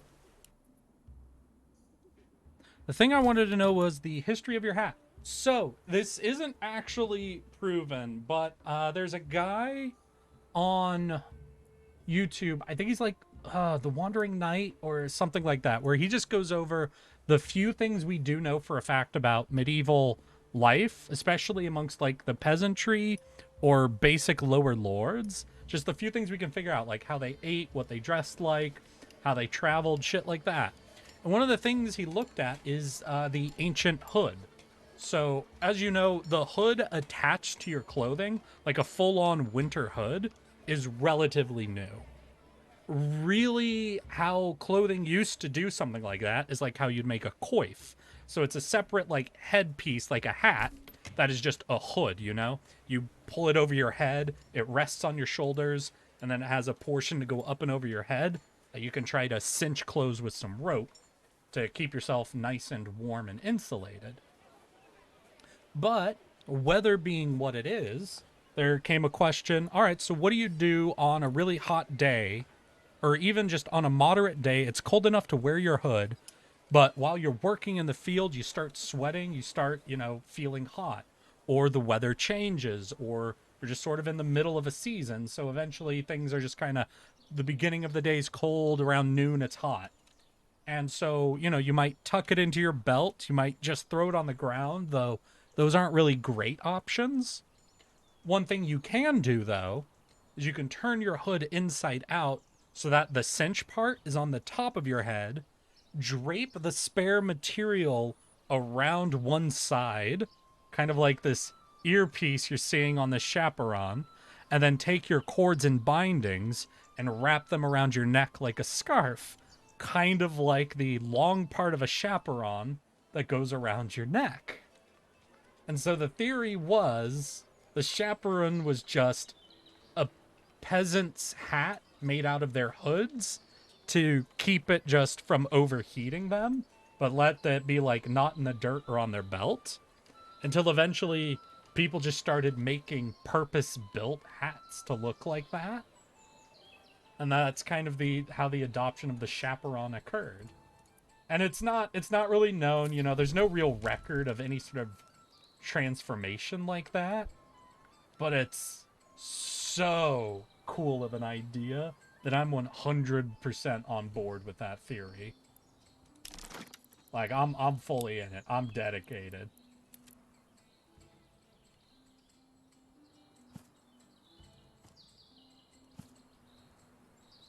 Is this too steep? Shit, yeah, we're gonna have to go all the way to the bottom of the hill, I think, here.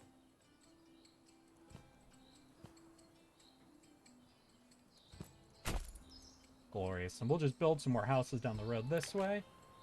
We should basically be at most of the population we need there.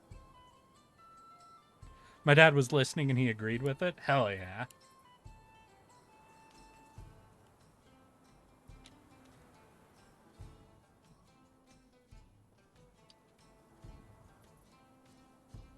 To be fair, it's kind of the level of how a lot of popular fashion happens. I mean, what's it called now? Street clothing is the thing, where you have $1,000 versions of what people kind of struggling do with their clothes. How much people pay for like pre-stained and pre-worn jeans and shit. There's this weird, maybe fetishization isn't quite the right word, but there's this weird thing with like wealthy clothing culture just trying to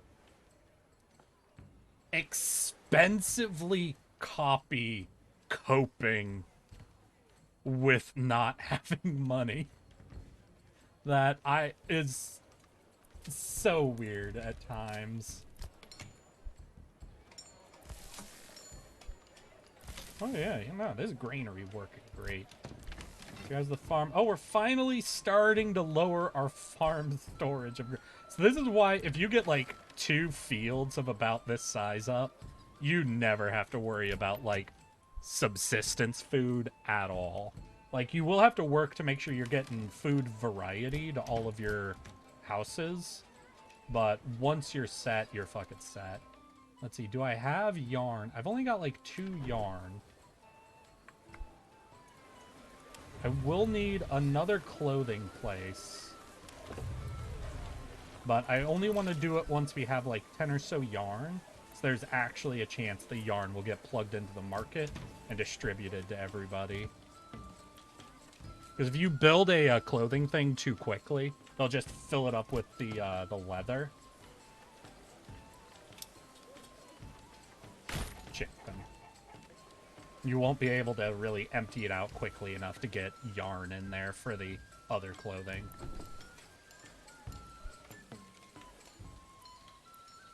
So yeah, we've already emptied out all the wool, and there's only like 1 left. So really, I think we're just desperately waiting for the flax to finish up here.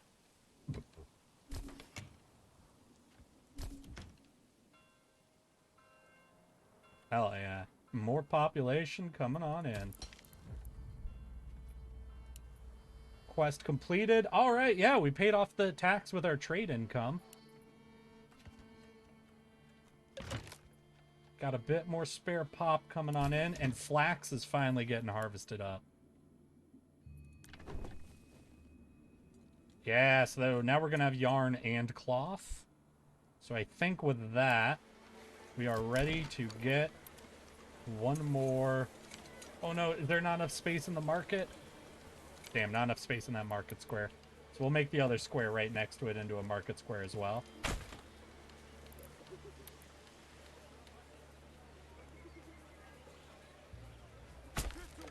Hell yeah.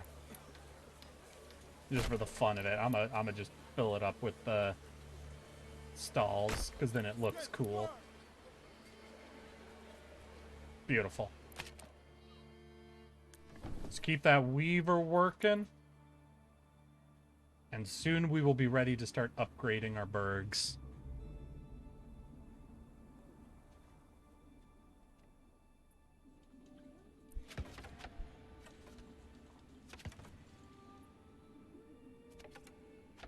Oh, so close. There we go. We need more work. Yeah, get working, bitches. Get the market populated. And I think that's actually food for... Oh, damn. Did we flicker? Ah, that's unfortunate. Hey, y'all back? Are we back? Okay. So, now that we finally got different types of clothing in the market, houses are getting all of their needs fulfilled, which means we are ready to start upgrading. And once we get 3 upgrades in place, we will be fucking ready to start taxing all of these bitches. Now, I was just talking about how food trends are made with the rich kids usually being raised by the help, being fed poor people food, which tends to be tasty. So when they grow up, the poor people food becomes what they want, and is now rich people food. I think there's also another layer to it. Taxation is poggers, hell yeah. Because you can look at a lot of kind of popular food types, including things like stews are actually really popular. Stews, ratatouille, curries, things like that were... There's actually a very specific reason why you have these really herb or spice-heavy meals with really long cook times. Was A, to make your food stretch. Making a stew or a soup allows you to stretch out with bone broth, getting your veggies cooked out, a lot of stuff like that. But also helps absolutely kill the taste of your rotten or stale veggies and meats, which was a lot of what peasants had to cook with. So that's why a lot of stews, curries, things like that, the peasant dishes, are so heavy in spice or herb, is because you're working with rotten or stale food half of the time. So you need a way to just kill the taste of the bad meat. But then fresh fruits, veggies, and meat start becoming more and more prevalent and available to people. So as all of that starts growing in availability, you start making peasant dishes out of fresh produce. You drop back a little bit on the spice or the herb, and you just end up with like really good dishes because they were just combining a bunch of really potent flavors. But now with fresh shit, you're getting the actual flavor of the ingredients. It's just something really funny to me to kind of just think about like how a lot of peasant dishes shifted from being a way to bury the taste of bad food to just kind of being pog dishes. Let's go ahead and fast forward because we need enough timber for our third upgrade. And once we're there, we will be ready to push for a manor. We're so close, y'all. We're so close to the end.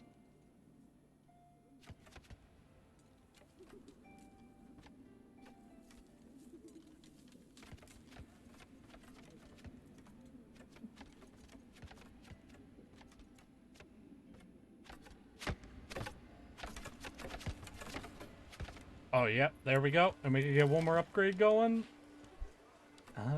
Last house we want to do, we'll do it the first house on the entrance. Or, nope, we can't. You don't have what you want. All right, we'll do it next house over then.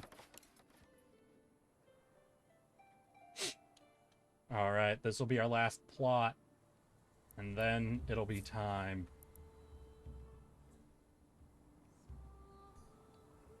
The time to build the Bailey. Hell, let's fucking get the Bailey started even.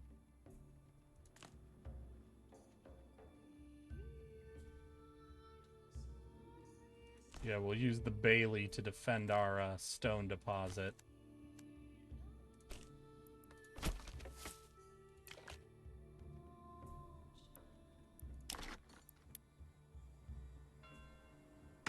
Build a couple of gatehouses. One towards the town road. The other will connect up with the highway here. Then as we gather the timber we need. Good craftsmanship marries form and function. It is solid and reliable, but it dreams of perfection. Let's hear. Can we have a mini Eric to represent that you're not alone in your head? Let's see. Let's see if I can do that. 1 second.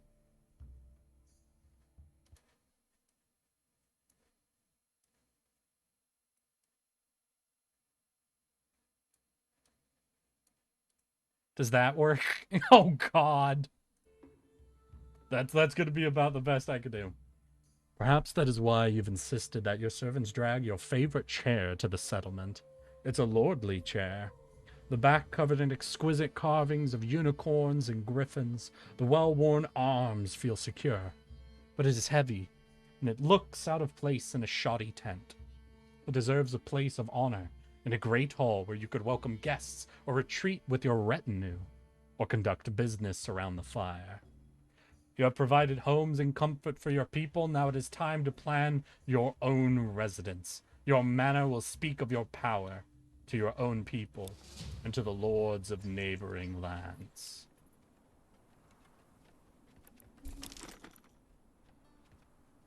That's right. The manor house built into a bailey. It will require a lot of timber to get cut.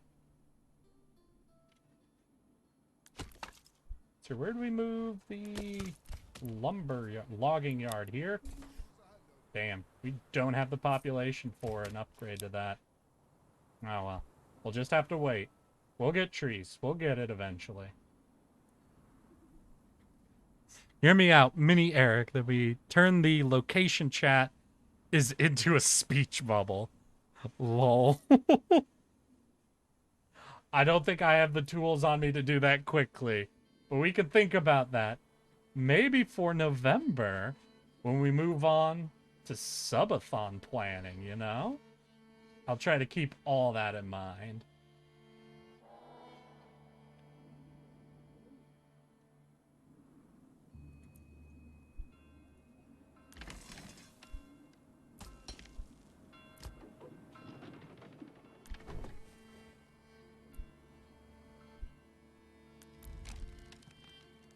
All right. Yeah, we'll set this to enable idle workers. Oh god, we have so much coin on hand.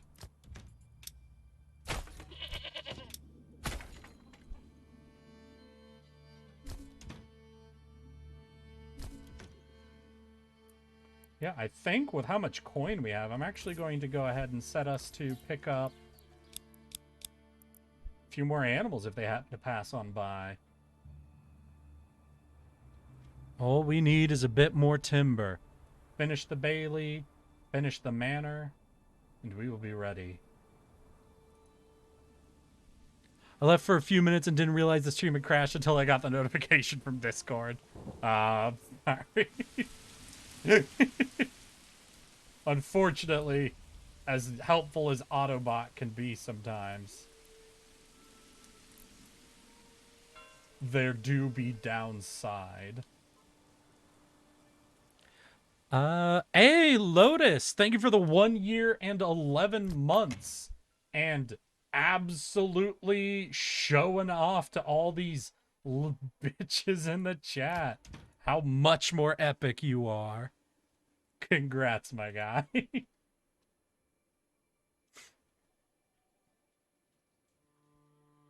All right. God, we're so close. I just want to get the manor up.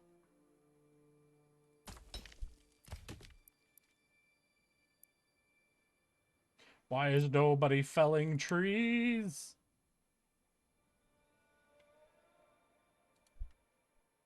Are the trees too far away?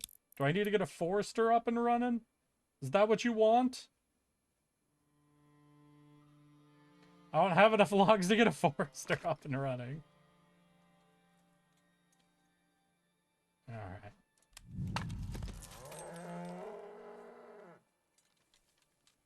Maybe we'll get a third oxen and then everything will start resolving itself. We'll have to see. Oh wait, what are you doing up here? Oh, do I need to like build another... What is it? Hitching post? Because I'd feel a little foolish if that was the... Oh, it probably needs... Yeah, it needs timber, doesn't it? Oh no, we're at the limit. Gotcha. We need more workers here. Alright, I'm ready to cut down farmers by at least one. Traders by one. We are at more gold than we need. And that should redistribute everything pretty well.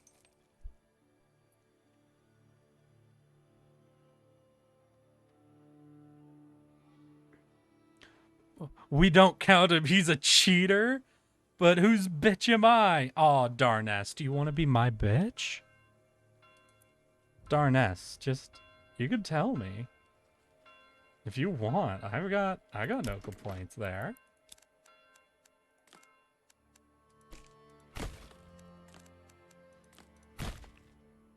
Just let me know, my guy. And Junie, I'm fine with that. All right, Darnest. I'll keep that in mind then. Come on, you motherfuckers. Just get me timber. All right. Trade boy. Trade boy. So is it resources? Can I buy timber? Crops? No. Materials? Maybe? So I'd see firewood. Woad.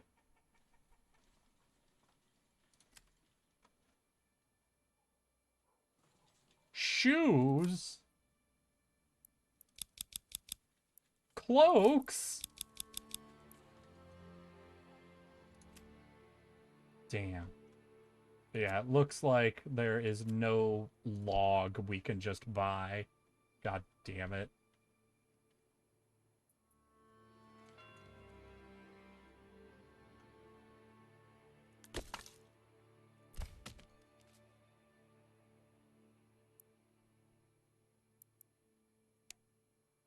Procrastinating? You jerks. Oh, we're over time, you motherfuckers. I just need you to get timber so we can build the manor. We have to be the Manor Lord. Aww.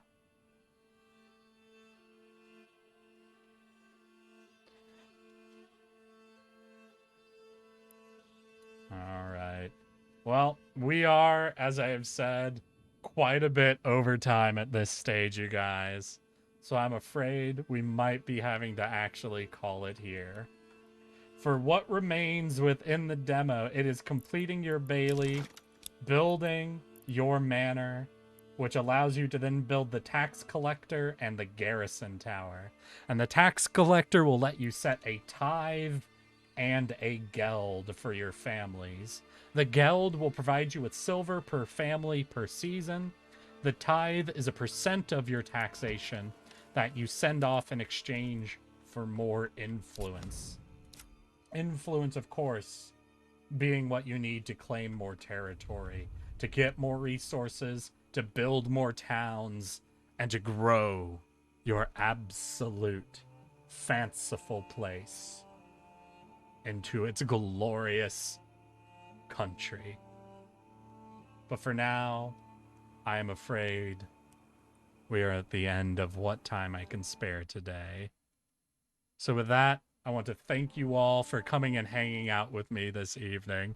I've had a lot of fun feeding my Manor Lord addiction, and I hope you all enjoyed being able to check out this demo for the game by Slavic Magic.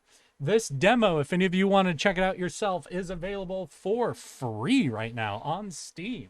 Like I've said, there's still a little bit more content you can go ahead and play around with by getting a taste for what taxation can feel like.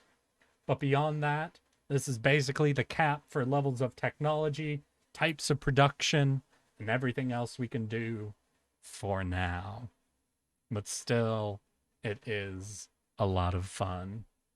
So thank you all for hanging out with Sir Tardigrade in Yes, That Hamlet. But I'm afraid I must wish you all a good night. I will be seeing you all this fucking weekend for our usual Persona 4 Golden and Prey streams for Friday and Saturday. So I hope to see you all again very, very soon. But for now, I want to wish you all a good night and to let you all know that I love you. So for now, let's get ready to do some fucking raiding, y'all. And it looks like Pomato Master is up, so let's go ahead and hit our usual. Thank you all for coming. I hope you all had some fun. I'm actually going to work to get this VOD up on my archive as quick as possible to try to, pull a little bit of that YouTube archive or YouTube algorithm in our direction. But for now, good night. Good week. I love you all. And let's get ready to fucking raid, y'all.